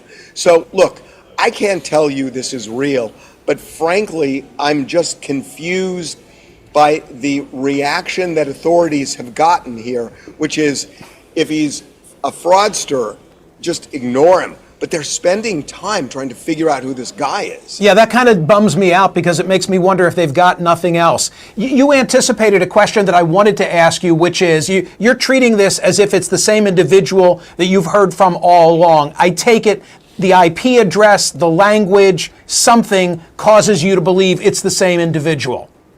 It's the Bitcoin address. So he had been giving us a Bitcoin address on all of the previous emails. In the last one, he said, I am deactivating the Bitcoin address. But here's what it was. He sent that Bitcoin address. Nobody knows that. We haven't publicized it, so we know it's the same guy. In this letter, he says, I've now created a new Bitcoin address, and he gives it to us, but he also references the old one to authenticate he's the same guy. Yeah. Harvey, is there repartee, like back and forth? Are you saying things and drawing him in, or is it a one-way street? It's a one-way street in terms of emails. We can't get in touch with him. But we have gone on our television shows, on our website, and on social media, and we went out today and said, look, we don't know if you're real or a fraudster. Hey, thanks, Skeeters. Man, it was like a desert in here. There was another letter today. I believe he may not be able to offer the money. What do you mean another letter today? Can you send me a link somewhere? I didn't see one. Yeah, we know that Fox News, though. This was on Two Angry Men this morning. Discussed about using a trust. There was another letter. Are you sure there was another letter today? I'm not sure about that. Yeah. Are you sure about that? Okay, well, send me a link that shows that there was another letter today. I haven't heard anything about another letter. Thanks, Jim Lawn. Yeah. Well, nothing that Harvey does passes the smell test. You know, it's always there's always going to be something. Right, so it could be that they were talking about the same letter, Skeeters. Read what Bengal Cat Chili said. And send us some proof. Give us a screen grab of Nancy Guthrie, and we will forward it on to the FBI. And if you want that Bitcoin, maybe that's what will do it. And by the way, we forwarded the email to all of the emails to the FBI. But he just sent us another one a couple hours ago and said, I'm not going to do that because there's... Oh, well, that's the new one, right? Because that's today. This is today, this Merconish thing. metadata, and it will lead them right to me. Oh, wait, no, that was from yesterday. So he's unwilling to provide what we had asked on social media. But in terms of repartee, yeah, metadata was from yesterday. He seems to be looking, and if we say something, he tends to respond. Hey, gang, it's another week of world soccer fever all over the United States right now.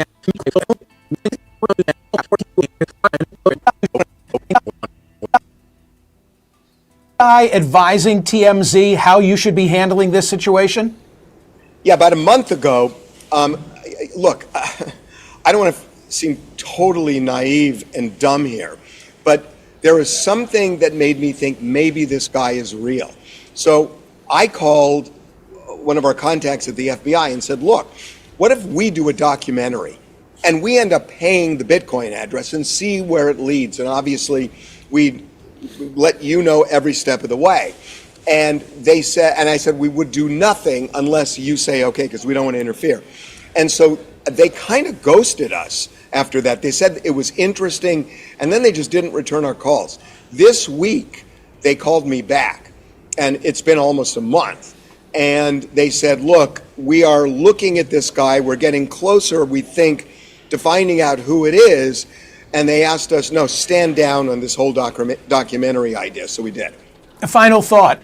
The revelation this week that ransom note number 2, not that you received, but that media outlets received, that suggested that she had passed and was with nature caused me to go back and rewatch the 26-second Savannah Guthrie video that followed that note being received to see, does this look to me like the daughter of a person that she's just learned is dead? And it did, sadly. Yeah, see what I'm saying? They're just now discovering this. Wow. Wow, it's so interesting. Now we know that they were just discovering that, see, that's what I'm talking about, Raven. Like right there, this guy, he's just saying, listen to this, watch this. That note being received to see, does this look to me like the daughter of a person that she's just learned is dead? And it did, sadly. I thought that when it happened. Yeah, so, Harvey's saying that he said it when it happened. And I wouldn't disagree with it. But here it is from February 7th, right? And I said... And we understand. Well, hold on. Here it is. This is from February 7th. And we will pay. Right. So if you read it this way,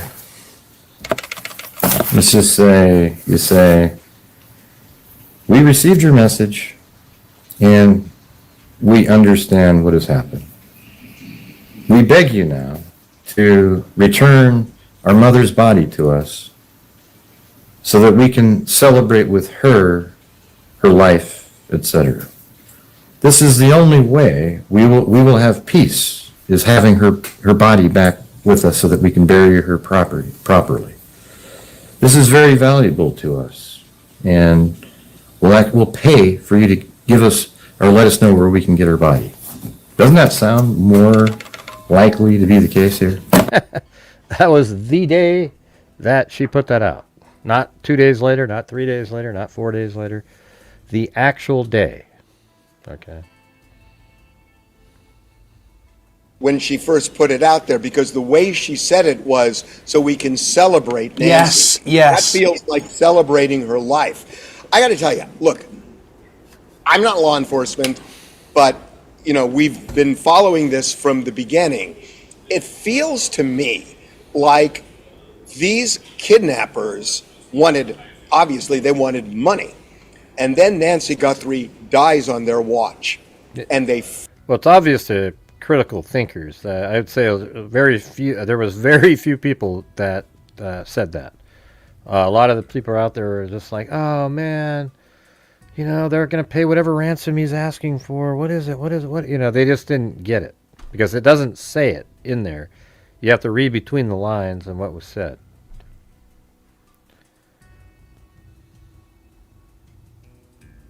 freak out because all of a sudden it's not kidnapping anymore, it's murder, because it's felony murder. A kidnapping that ends in a murder that ends in death is murder. And so they freak out and they just go radio silent because nobody has heard from them since that second ransom note, which was just days after she was kidnapped. So why, if they were very clear what they wanted, in the first few days, did they just go off the radar? Because they still could have gotten money if they wanted, because it's murder now, or leading them to Nancy Guthrie's body or remains, right? See, I agree with some of the stuff that Harvey, his deductions. But they haven't done that. So it feels to me like whoever this is just flipped out when she died, and that they just are trying to stay as far away as possible. Right. Sadly, I think you're right. Harvey Levin, TM. Yeah, that's exactly. I mean, that's what my opinion on the ransom gone wrong has been since almost when I first, had that as my theory. Is that exact scenario? Is that after she died, because we've already thought that she was dead, and got that in a note that she received, and that's why Savannah. She being Savannah, and that's why Savannah reacted that way. So then it's like, okay, they're not alive, and they're not trying to get any more money, so they've just washed their hands of it and buried her somewhere. But hey, guys, how do we get the support for the channel up in here tonight? I always hate it when I have to, shepherd it through, ask about 17,000 times. We're trying to keep the momentum going into our donation night, and we're currently at $86 for the show. So if you guys have the ability to help support the channel, 300 is always our goal, you know, just through all the people watching, etc. And we're not there. So if you guys have the ability to, that would be fantastic.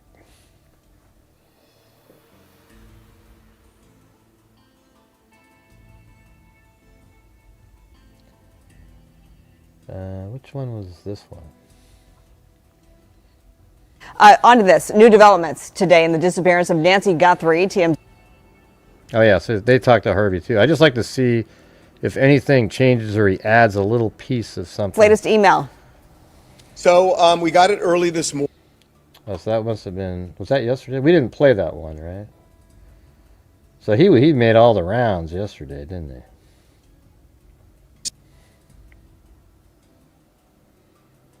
Okay. But did anybody hear what I was just saying? We need to try to get moving. It's crazy.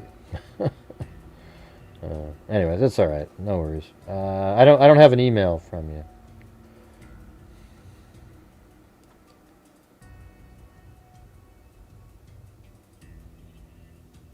Yeah, I don't have anything from you, Skeeters.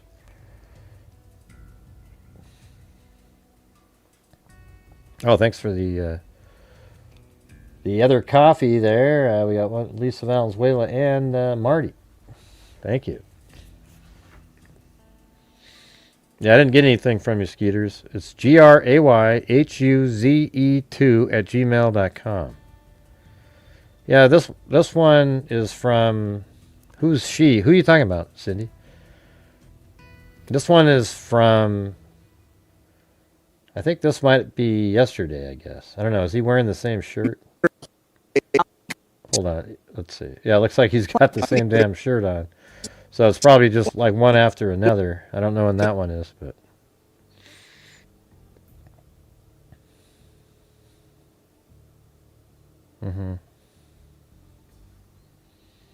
Yeah, still don't have anything from you, Skeeters. There's nothing in the spam folder either. So, you didn't send it.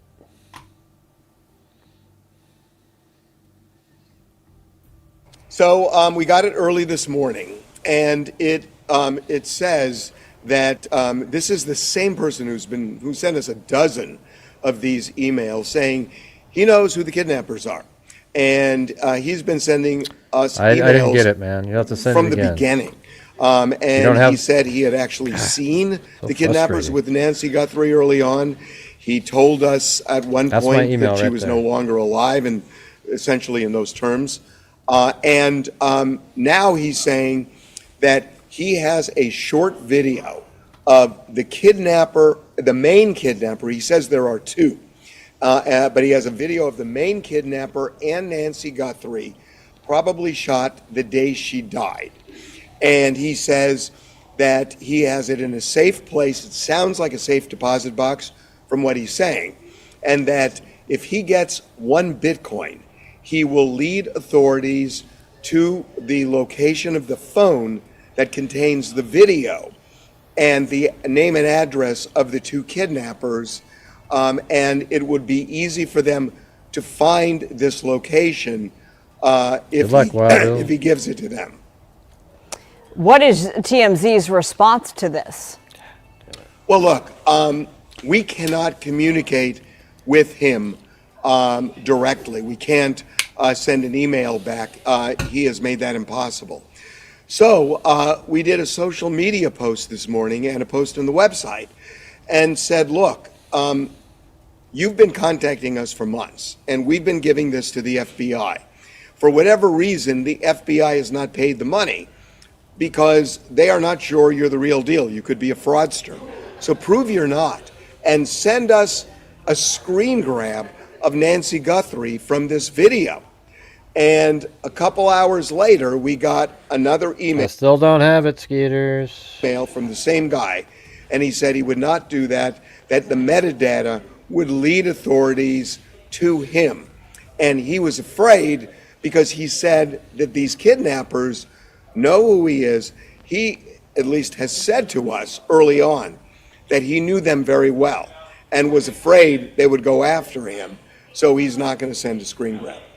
What do you make of the fact that this person is asking for 1 Bitcoin and Yeah, I got to go back. For them to find I've been spending time looking for an email that nobody sent me. this location if he if he gives it to them. what is TMZ's response to this? Well, look, we cannot communicate with him directly. We can't send an email back. He has made that impossible. So we did a social media post this morning and a post on the website and said, look, you've been contacting us for months, and we've been giving this to the FBI. For whatever reason, the FBI has not paid the money because they are not sure you're the real deal. You could be a fraudster. So prove you're not, and send us a screen grab of Nancy Guthrie okay, from this Marty, video. And a couple hours later, we got another email. I think he's going to get same he's going to get like, yeah, that would be 5 pounders, wouldn't it? guy, and he said he would not do that, that the metadata would lead authorities to him. And he was afraid because he said that these kidnappers know who he is. He at least has said to us early on that he knew them very well and was afraid they would go after him. So he's not going to send a screen grab. What do you make of the fact that this person is asking for 1 Bitcoin, and if you do a quick search, you learn that that's just about $60,000? Yeah, screen grab, it'll actually have your computer name on it that you did the screen grab with. Not to downplay $60K. It's a lot of money, but for all of this, just $60K? Hey, Cindy, Jim was joking, okay? You guys are ridiculous. Yeah, I mean, he's at a point he asked for 2 Bitcoin, and at the time I think it was 100,000. Yeah, you have to tell Cindy you were joking. I mean, how did she not know that? $1,000 or half a Bitcoin, at the beginning, and then half a Bitcoin when they got the kidnappers. But he's never asked for a ton of money like the Maybe he snuck the video in and they didn't know it. kidnappers did. I don't know what to make of it, Marla. I mean, it's easy to dismiss it as a whack job. See, that's why he may be one of the two. What if he's one of the kidnappers? Part of the we. But then on the other hand, or part of their team, but now he's trying to get some money in some way. And, I've spoken to the FBI numerous times about this. Like, hey, look, you guys are out of it, but let me try to get some money. I'll share some of it with you guys. Yeah. Guy, as recently as this week, and I was told that they have been trying to find him and that they have made progress. And we had even suggested, look, maybe we'll do a documentary, pay the Bitcoin to the guy and see where it leads us, and we'd loop the FBI in. And they asked us not to do that because they were making progress. So on the one hand, you kind of dismiss the guy, and then on the other, the FBI hasn't dismissed him. Right, because they are working, as you just reported and learned from them, they are working behind the scenes and, I guess, getting closer to finding out who this is. You would think with AI and the ability of hacking and all the resources of the FBI that this email wouldn't be all that difficult to trace. But then again, I guess it is. Well, I can tell you that the FBI has had numerous contacts with our IT team over the last 4 months. Yeah, so, it's interesting, right? That they would want to, they were interested enough to keep doing that unless they're just trying to catch another scammer. And that there was a point where they had 5 agents on the phone with our IT team trying to find out, who was sending... Who said AI? I didn't hear that. The ransom demand from the kidnappers, which they believed to be authentic, and who was sending these various emails to us saying, I can tell you who they are for a Bitcoin. And they have not been able to produce either. And it's not for lack of trying. Whoever is doing this is pretty sophisticated. Yeah, and it's been about 5 months. So let me get your reaction to what do you make of the fact that ultimately this isn't a story that we cover every single day anymore, but then just this week it was making headlines prior to you today because of the contents of the letter that got out. One of them originally sent in the early days stating that Nancy was Lynn already gone, sent it, that she had died and she was buried somewhere, I believe, in Mexico. That information came out this Nothing- week, and I now didn't we get have anything this from you. development. Do I you didn't get think that anything this from person was just using that to say, okay, it's in the news now, I'm going to double up? Skeeters, nothing came from you. It's not hard to email somebody, okay? So it's not complicated. It's not like, oh, wow, hey, you know, I did some sharing thing. Just send a freaking email to somebody with a link. It's that simple. Lynn just did it, okay? She sent me the same link. Up, if you will. That's exactly what I think. As that. for this revelation that came out this week, you're referring to the second ransom note. We received the It first didn't. one. I said that. I've already checked spam. It's not there. Along with 2 Tucson stations. And in that ransom note, they asked for $4 million. And if they didn't meet a deadline about 4 or 5 days after the kidnapping, it would go to $6 million. And if they didn't meet that deadline, What are you saying that there's AI? I don't even know what you're referring to. Oh, the AI did? You would think with AI and hacking. Yeah, AI. Like, yeah, that's what I heard. Yeah, I heard that earlier today on another show, too. Like, they were like, man, with AI and everything, you'd think they'd be able to figure out who this is. What AI doesn't, that's not what it does, okay? Maybe someday you'll be able to say, here's the IP address. Find out who this is. And it'll be able to go out and do all this crap. But, man, people are just overdoing. Like, it's just almost like, like, it'd be like creating bubblegum called AI bubblegum. Everybody goes, oh, my God, have you tried the new AI bubblegum? It's incredible, man. It uses AI technology and it tastes just like AI would taste if you could taste it. It's freaking incredible, you guys. a few days later, And it would they sell kill like Nancy pancakes. Guthrie. You know So why? Because the word AI is on it. it was very stark, very clear. In this new one, or it's not new, in the second ransom note that came out like 4 days later, that was only sent to this one Tucson station, they did not make any ransom demand. And it tells me something that, look, I don't know, but to me, it seems like these kidnappers wanted a quick payday. And they thought they could quickly get $4 million, return Nancy Guthrie, and be done with it. And maybe go down to Mexico because it feels like Mexico keeps coming up here. But she died on their watch. And all of a sudden, it went from a kidnapping to felony murder.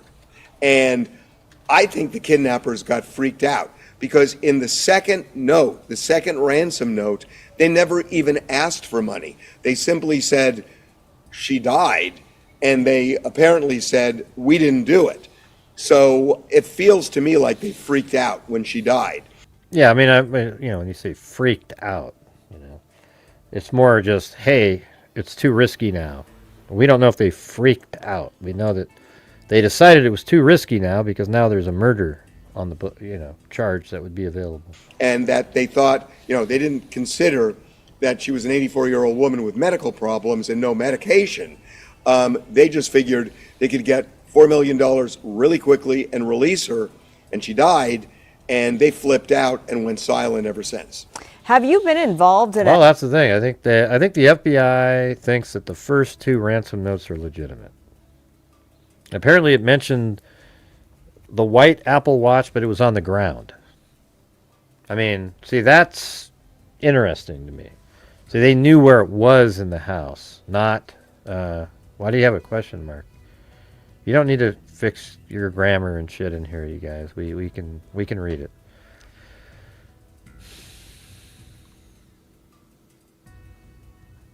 Yeah, of course, Lisa. What does it have to do with what I just said? I mean, it's just in a case like this before, in the way that you have been sort of dragged into it, if you will? I mean, TMZ Newsroom has become part of the story because you've been the recipient of key evidence, perhaps. Yeah, I mean, look, from time to time, look, we do deal with law enforcement a lot, and because of some of the stories we cover.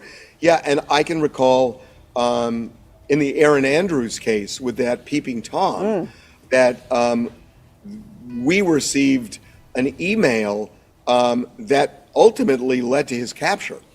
And so there have been times when we have worked with the law enforcement. And again, it's an interesting line to walk because we're not part of law enforcement. And sometimes we press them for information, in stories, and we will, work with them, sometimes work around them. And so it's not like we work with them this way all the time. And frankly, it is unusual, but you have to look at the circumstances. And when we got a ransom note, of course, we're going to contact the FBI. Do you get copycat tips? Yeah, of course. Okay. I mean, believe me. Yeah, I can't imagine your inbox, Harvey. Yeah, believe me, it's not something you want to see because, of course, we do. And when things like this happen, for every story that even appears legit, you can get. okay. All right. Well, what's this?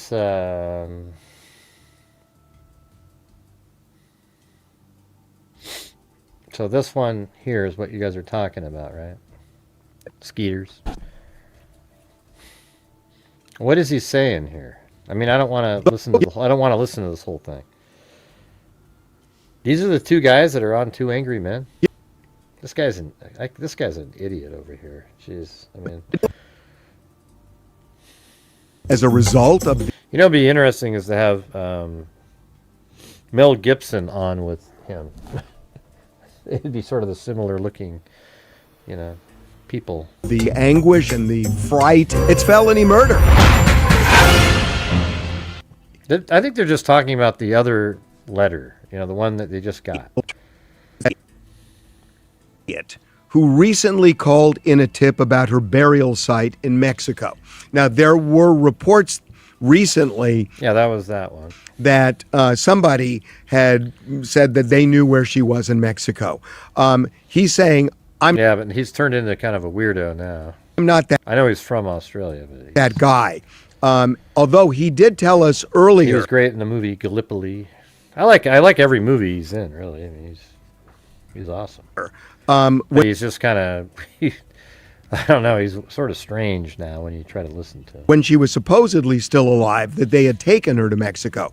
But here's where it gets... Wait, so that people understand, is this somebody who had previously sent a note which you turned over to the FBI? Now there was just, recently somebody came forward and, all right, so there was, the first ransom note was sent to local news station and TMZ. The second one was only sent to KOLD. That was the one that Savannah and the family responded about just getting her body back. And then after that those people never contacted anybody again. But then Harvey was getting emails from this other account from basically that time forward, which is sort of interesting. They never were simultaneous. So he just kept getting them over and over and over again. And then more recently, somebody called in a tip to like some Mexico search outfit, and then they went around looking for Nancy's body and stumbled upon 25 unmarked graves. Of course, that's not a big story at all. Just that Nancy wasn't one of them. And then that faded away.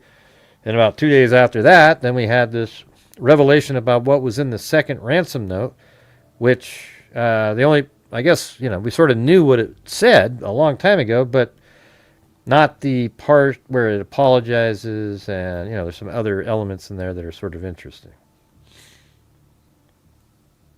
And there's nothing new other than these newer ones that came from that same person that Harvey's been talking to.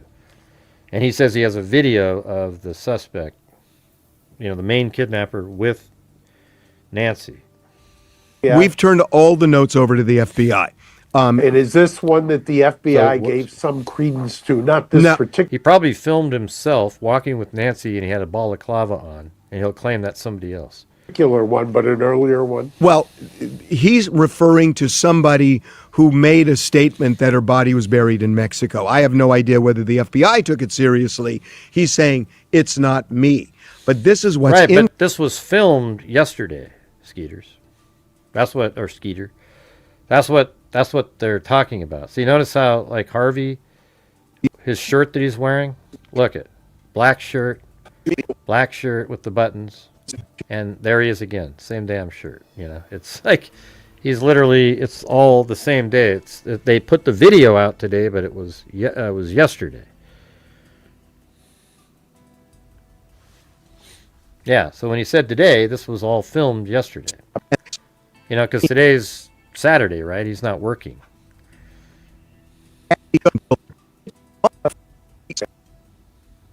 Anyways, I want to listen to them.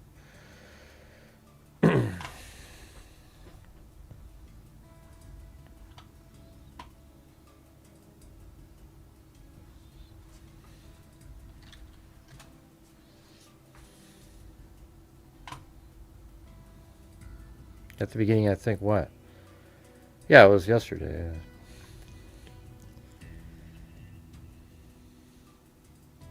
Here, look at this. I asked ChatGPT, given all the knowledge you have from all sources, what do you think is the likely motive in the Nancy Guthrie kidnapping case?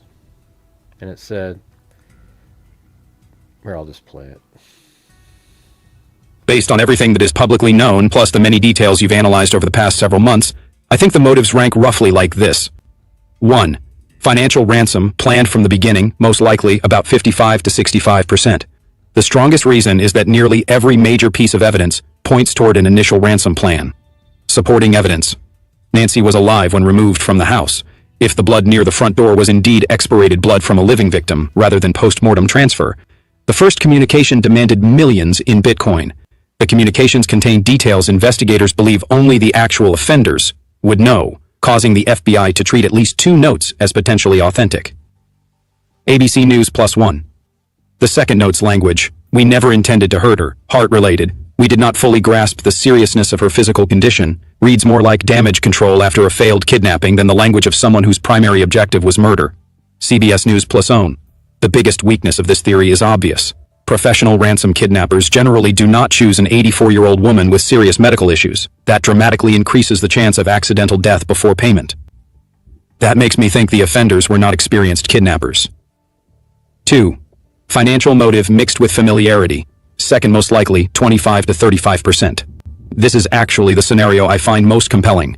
Not necessarily a close friend, not necessarily family, but someone familiar enough with the house, Nancy's routines, security cameras, entry points, where she slept, how quickly neighbors would notice, Savannah's financial resources. This person may have believed, we'll grab her, hold her briefly, collect money, release her. If Nancy then suffered a fatal medical emergency, everything collapses. The wording of the second note fits remarkably well with that scenario. 3. Targeting Savannah rather than Nancy, possible but less likely, 10 to 20%. Savannah herself has wondered publicly whether her prominence made her mother a target. The Guardian. This could explain unusually high ransom demand, expectation family could pay, media-directed communications. But if Savannah were truly the primary target, I think we'd expect more sophisticated planning. Instead, we see removal of the doorbell camera, apparent improvisation, no proof of life, inconsistent communications, eventual claim she died. That feels more amateur than organized. 4. Personal grudge, possible but not strongly supported, under 10%. There simply hasn't been much public evidence suggesting revenge. Nothing in the notes sounds angry. Nothing sounds ideological. Nothing sounds obsessed with Nancy personally. 5. Sexual motive, very unlikely. Almost everything argues against it. The communications revolve around money. The planning appears focused on abduction. Nancy's age also makes this considerably less consistent with the statistical profile of sexually motivated kidnappings, although such crimes are not impossible. One thing I've changed my opinion on. Months ago, I thought there was a reasonable chance. Let look at ChatGPT saying it changed its opinion. Isn't that kind of creepy sounding? Yeah, I had a different opinion than I... Chance this was simply a fake ransom after an intentional homicide. I think that's what I thought. That's what that was my absolute first thought, was that it was a fake ransom after a homicide to throw people off. And that would be the nut job theory too, pretty much. The newer information makes that less likely. If investigators are correct that both notes came from the same sender and contain insider details unavailable to the public, then they look increasingly like genuine communications from those involved. New York Post tone. What I make of the second note psychologically. This is the part I find most interesting. The note does not simply say, "She died." Instead, it repeatedly tries to reduce culpability. We never intended to hurt her. We did not fully grasp the seriousness of her physical condition. We believe it was heart-related. Nothing you could have done would have changed the outcome. That reads less like negotiation and more like self-justification. People often construct narratives that minimize their own responsibility after an unintended outcome. If authentic, the note suggests the writer wanted the family, and perhaps themselves, to believe Nancy's death resulted from circumstances rather than deliberate intent. My overall assessment, if I had to assign probabilities today: failed ransom kidnapping by inexperienced offenders, approximately 60%. Failed ransom by someone familiar with the property or family, approximately... Rebecca said, "Great, because you're so mean, and I can't get enough of it." I think I'm pretty normal, you know. I think I act the same way a lot of you would act given the same exact circumstances. Okay? The video that Harvey did, the 2 angry men or whatever, that was filmed yesterday and put out today. Somebody has to edit it and do all that. So they're referring to the ransom note from yesterday, okay? But I'll try one last time for the night, you guys. If you guys have the ability to help support the channel, doesn't seem like people are motivated for some reason tonight, I guess. We need the support for the channel. We need gifted channel memberships. We've had only 4 of those, which is horrendous. And we're just not even at a third inside the YouTube. So if you guys have the ability to, I mean, we haven't had one challenge tonight. You know, normally we have 2, 3, 4 of those. And those are what make something happen. We have 0. Okay? So we're just struggling around. Even just one challenge would be a big help. All right, so try to pay attention to what I'm saying instead of just ignoring it. You know, my channel, we try to reach the goals, and at the end of the month, we're trying to get to the $300,000 mark at the end of this month. All right, and it's been a bad month until we had a good day a couple days ago, made up for a couple of the bad ones. But we're just trying to get things rolling along here. It seems like a lot of people just like to, I don't know, it's just so different than it used to be, you know. Approximately 30%. This can overlap with the first category, since familiarity and ransom are not mutually exclusive. Primarily personal motive, approximately 7%. Other motive, sexual, ideological, random violence, etc., approximately 3%. One thing I continue to think is unusual is the decision to keep communicating after the alleged death. I continue to think. Don't you think that's weird? Once a ransom scheme has failed because the victim died, the safest course for offenders would ordinarily be to disappear. Continuing to send messages increases investigative risk without providing an obvious benefit. That makes me wonder whether the writers felt a strong need to explain what happened, still hope to obtain money, or both.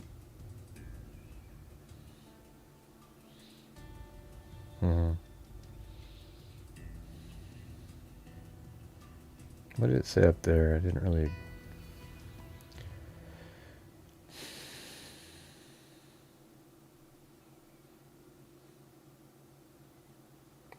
what was the second one? Targeting? I think it was the second one. Most likely, yeah. Yeah, in your main point number 2, you said they seemed...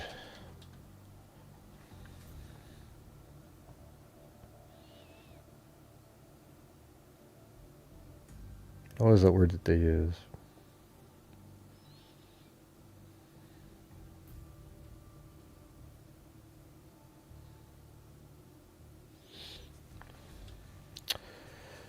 Where the hell's the term? They said it. Compelling. And that was number 3, or was it? What? Maybe it was number.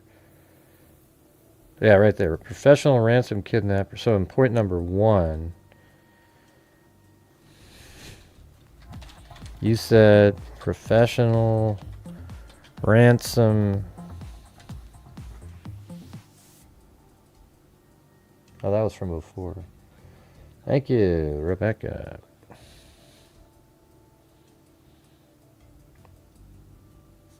Professional ransom professionals only wouldn't pick an 84-year-old. But in this case, the Nancy is the mother of someone really rich, and of the mother of Savannah, who is rich and was the target of the ransom. So why would that be unprofessional?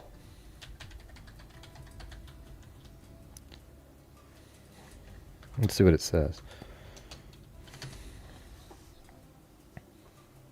That's a fair challenge, and I think it changes the analysis. The reason I said professionals generally wouldn't choose an 84-year-old isn't because an elderly victim has no ransom value. In this case, Nancy's value would come from her relationship to Savannah, not from Nancy herself. The issue is operational risk. If you're planning a ransom kidnapping, your asset is a living hostage. An 84-year-old who may have significant health issues presents much higher risks than, say, a healthy middle-aged adult, a greater chance of a medical emergency during the abduction, greater difficulty tolerating stress, restraint, or transportation, a higher likelihood of needing medications or medical attention, a higher chance the hostage dies before money can be collected. From that perspective, a professional group might worry that the victim is too fragile to reliably survive through a negotiation period. However, there's an important counter-argument in... Yeah, but the one communicating, we don't know if it's the same person that the first two were. I hope it's actually one of the people part of the original ransom switching over to make it seem like they're just somebody else to get some money somehow, sort of a back way. That would be awesome. But, it's like, great, if they catch the person, he might not be involved, though, at all, and just somebody trying to get some money out of the situation.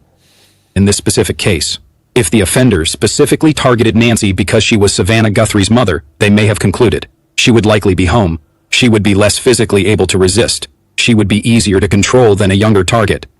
Savannah's resources and public profile could increase the perceived likelihood of a large payout. Those are rational considerations if the offenders believed they could keep Nancy alive long enough to negotiate. So the question becomes whether they correctly assess the medical risk. If the second note is authentic and truthful in saying they did not fully grasp the seriousness of her physical condition, then one possible interpretation is that they recognized only after the abduction that she was medically more fragile than they had anticipated. That wouldn't prove the statement is true. It could also be an attempt to reduce their perceived responsibility, but it is internally consistent with a ransom plan that went wrong. One thing I still find difficult to reconcile with a highly experienced kidnapping team is not the victim selection alone, but the overall sequence if the publicly reported information is accurate. Removing the doorbell camera instead of disabling or accounting for all surveillance. No proof of life being produced. Yeah. But the doorbell camera, as I have explained to you before, but you seem to have forgotten, filmed the location where the vehicle was parked that picked up, that transported Nancy away from her house. Now let's see what it says. You're right. Let's see, what's it going to say? You're absolutely right, and I forgot that. Let me re-examine it. Here we go.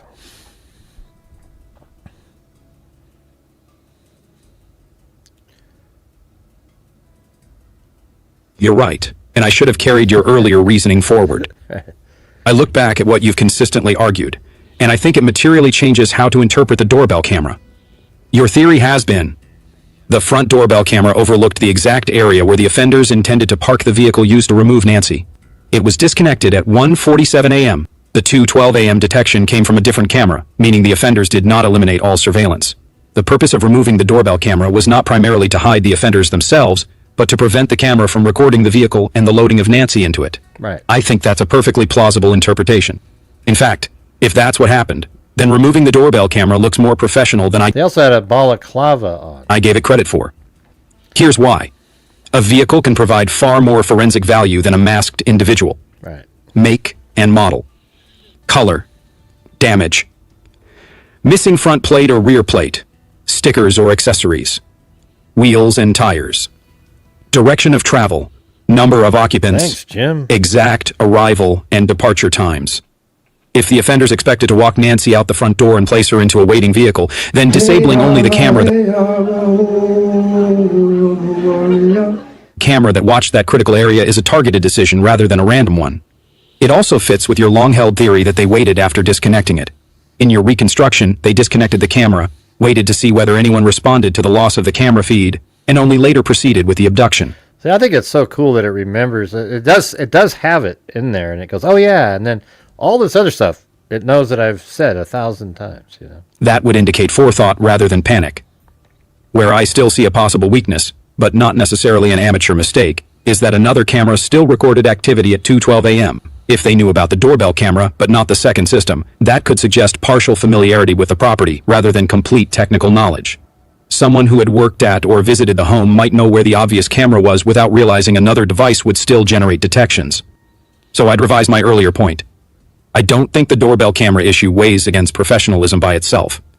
Depending on what the evidence ultimately shows, it could actually support the idea that the offenders identified the single most important camera, the one that would have captured the vehicle used in the kidnapping, and deliberately neutralized it before bringing the car into position.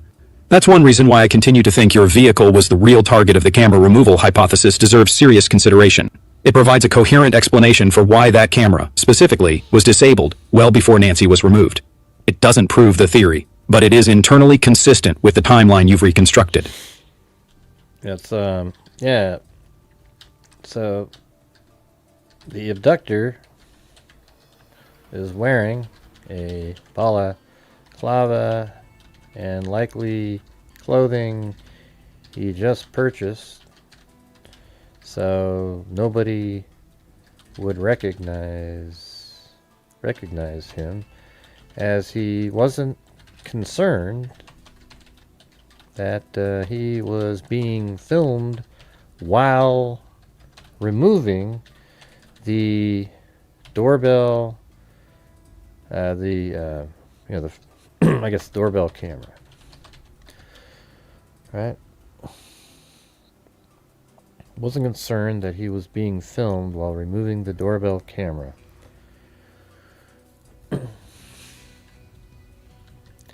So the only camera he actually cared about after after observing no response to the doorbell camera being set off, so the camera he actually,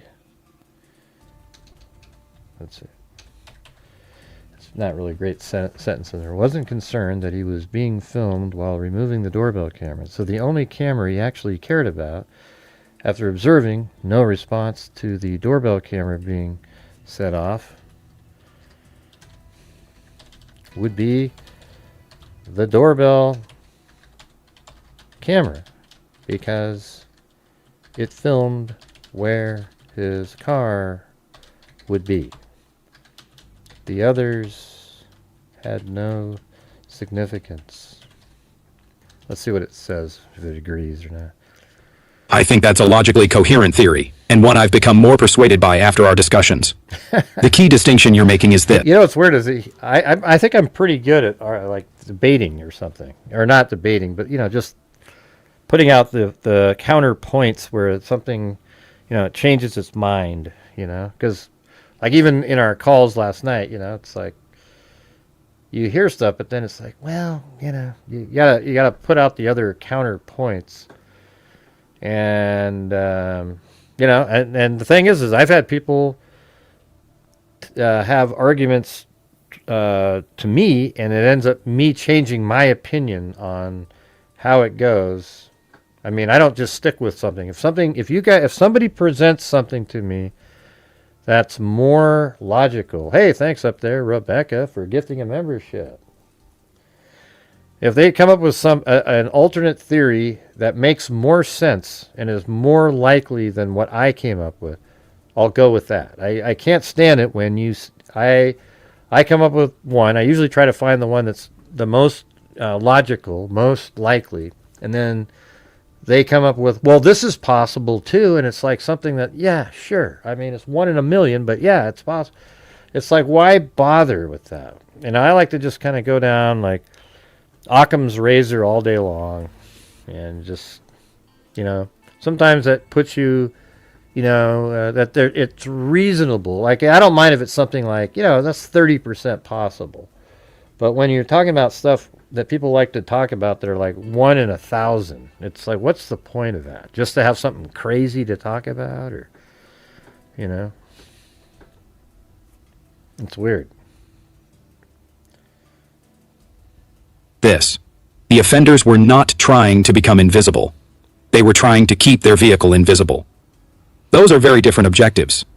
If we assume the offender wears a balaclava, wears gloves, possibly wears newly purchased or generic clothing, leaves before daylight, and expects that no one will recognize him anyway, then being recorded on video is not necessarily his biggest concern. The vehicle, however, is much harder to disguise. A vehicle carries a tremendous amount of identifying information: make and model, color, body damage, license plate, even if partially obscured, wheel style, tires, bumper stickers, roof racks, timing of arrival and departure, direction of travel, whether another occupant was inside. A single clear frame can generate investigative leads that are impossible to erase afterward. So, if the doorbell camera is the only camera covering the driveway or curb where the transport vehicle would be staged, then it becomes the highest value camera to disable. That also explains something I've always found interesting about your timeline. The offender doesn't immediately rush inside after disconnecting the doorbell. Instead, under your reconstruction, 147, doorbell disabled. Wait. Observe. No police response. No homeowner response. This is crazy. Vehicle moves into position. Yeah. 212. Another camera detects activity. 2008. Nancy leaves the house. And see, that's the theory that I had before. I think it's tighter now. If you have a secondary person in a car, it would have pulled up between 212 and 228. That waiting period is exactly what someone would do if they were testing whether disabling the camera triggered any immediate alarm or remote notification. Another aspect of your theory that I think is often overlooked is this: if the offender expected to be captured by other cameras while masked, then those cameras become relatively unimportant. A masked individual walking through a yard tells investigators very little beyond approximate height, build, and clothing. A camera recording the vehicle used in the kidnapping is potentially far more damaging to the offender. Right. One thing I would add, though, is a caveat. This reasoning depends on the assumption that the offender knew what the doorbell camera could see. If they had previously visited the property as a worker, contractor, delivery person, or guest, they could have learned that naturally. If they had not, then they would have had to conduct surveillance beforehand to identify that the doorbell camera overlooked the vehicle staging area. That's one reason why your broader familiarity with the Yeah, see, then I have to argue back and say, well, it was obvious that the camera filmed, towards where the vehicle was just by looking at it.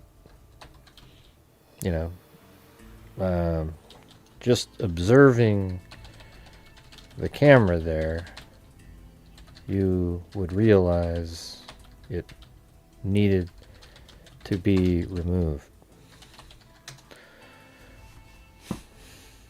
I think that's an important distinction, and it actually makes your theory simpler. If the doorbell camera was visibly mounted beside the front door and obviously faced outward toward the driveway, curb, or approach to the house, then the offender may not have needed any prior familiarity with the property to recognize its significance. In that scenario, the reasoning could be as straightforward as arrive and observe the house. I mean, the truth is, you wouldn't know exactly unless you saw the video itself from the camera, right? Like you had seen a version of it. Other than that, you just are assuming that it's pointing down there, so you would remove it. Notice the doorbell camera aimed directly at the area where a vehicle would have to stop. Right. Realize that if Nancy is brought out the front door, the transport vehicle will be recorded. Disable that camera. Wait to see whether anyone responds to the loss of the camera. Once no response occurs, proceed with bringing the vehicle into position and carrying out the abduction. That doesn't require inside knowledge. It only requires the offender to understand what modern doorbell cameras do. What I think strengthens your interpretation is that it explains why that camera was worth the extra risk. Walking up to the front door before committing the crime increases the chance of leaving evidence or being observed.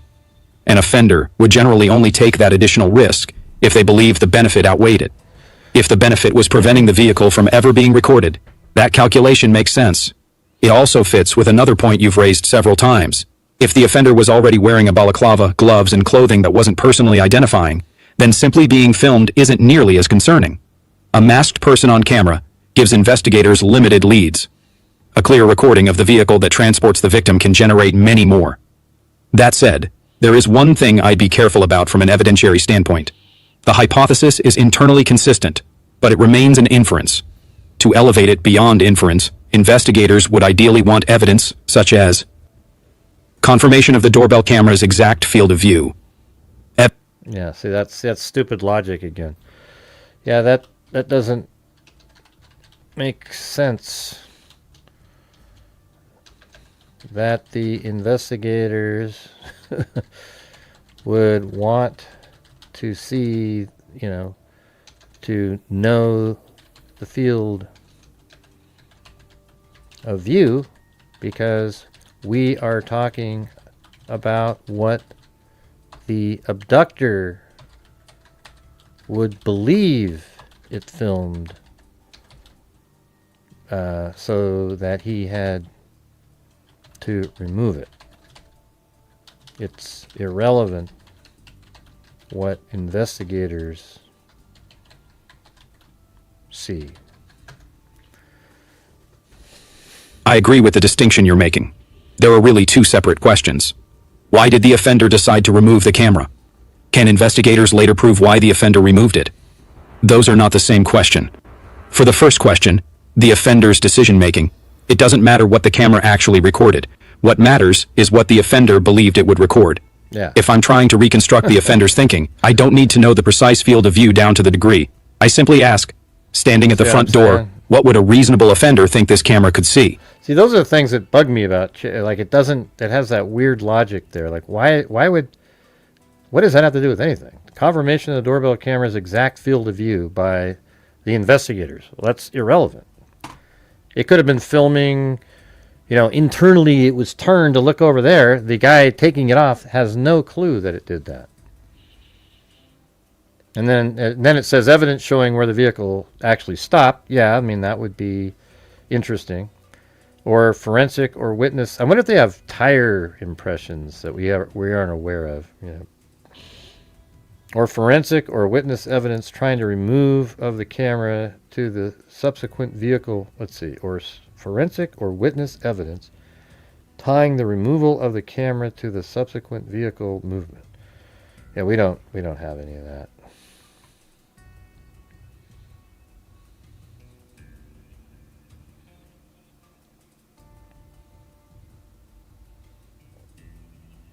Let's see, what's the other one? I was going to ask,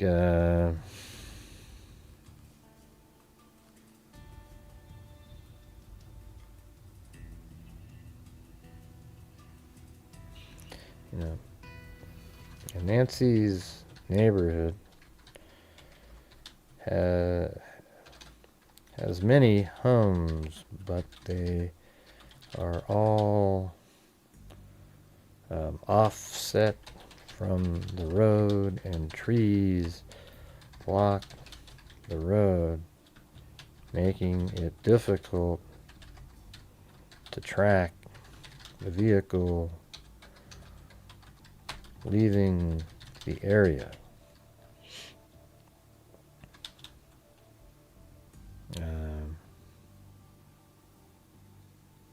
You know, I guess I would say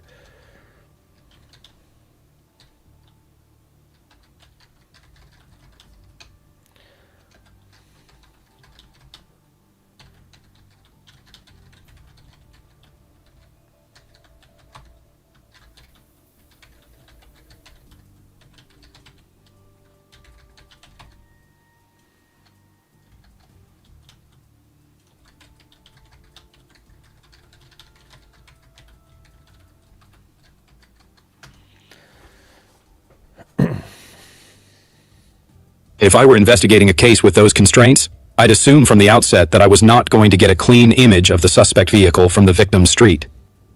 Instead, I'd work outward in expanding rings to reconstruct its path. yeah, exactly. Here's the approach I'd take. 1. Build a road network model. I'd identify every practical way a vehicle could enter and leave the neighborhood. Questions include, See this? how many entrances and exits exist? That's what we did. Which routes are fastest? Which avoid major intersections? Which roads are dead ends? Which roads are poorly lit? Which route? Yeah, we did that whole thing, that whole night. We did the whole show about, eliminating any unlikely spots. Routes would a local choose versus someone relying on GPS?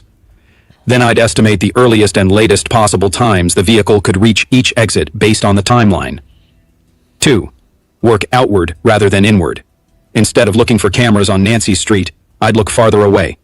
Examples: traffic signals, gas stations, convenience stores, banks, schools, churches, apartment complexes, gated communities, businesses, city traffic cameras, private security cameras. The farther the vehicle gets from the house, the more likely it is to encounter cameras.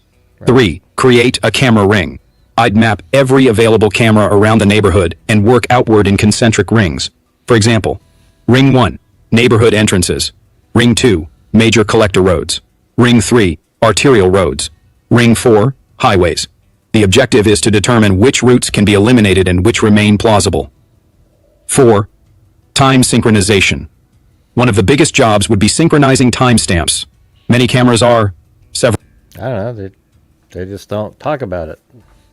And they could actually have somebody in mind this whole time. We're just not aware of it. I don't know.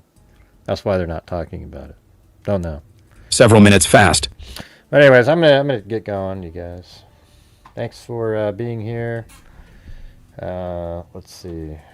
We got up here. We had Wild Bill Wassman, Alley Cake, Wild Bill Wassman, Wild Bill Wassman, Alley Cake, 6 Kids UK, Wild Bill Wassman, Alley Cake, Michelle H., Kim from Rochester, Alley Cake, Wild Bill Wassman, Roger Smith, Timothy Cecil, Wild Bill Wassman, Jim Lawn, Wild Bill Wassman, Roger Smith, Wild Bill Wassman again. I mean, without Wild Bill Wassman, we wouldn't even, we'd be like an embarrassing number. Skeeters, Jim Lawn, Rebecca, Jim Lawn, and Rebecca. All right. So there you go. All right, everybody. Hope you found the show mildly interesting. See you guys tomorrow. Hope it's a better day.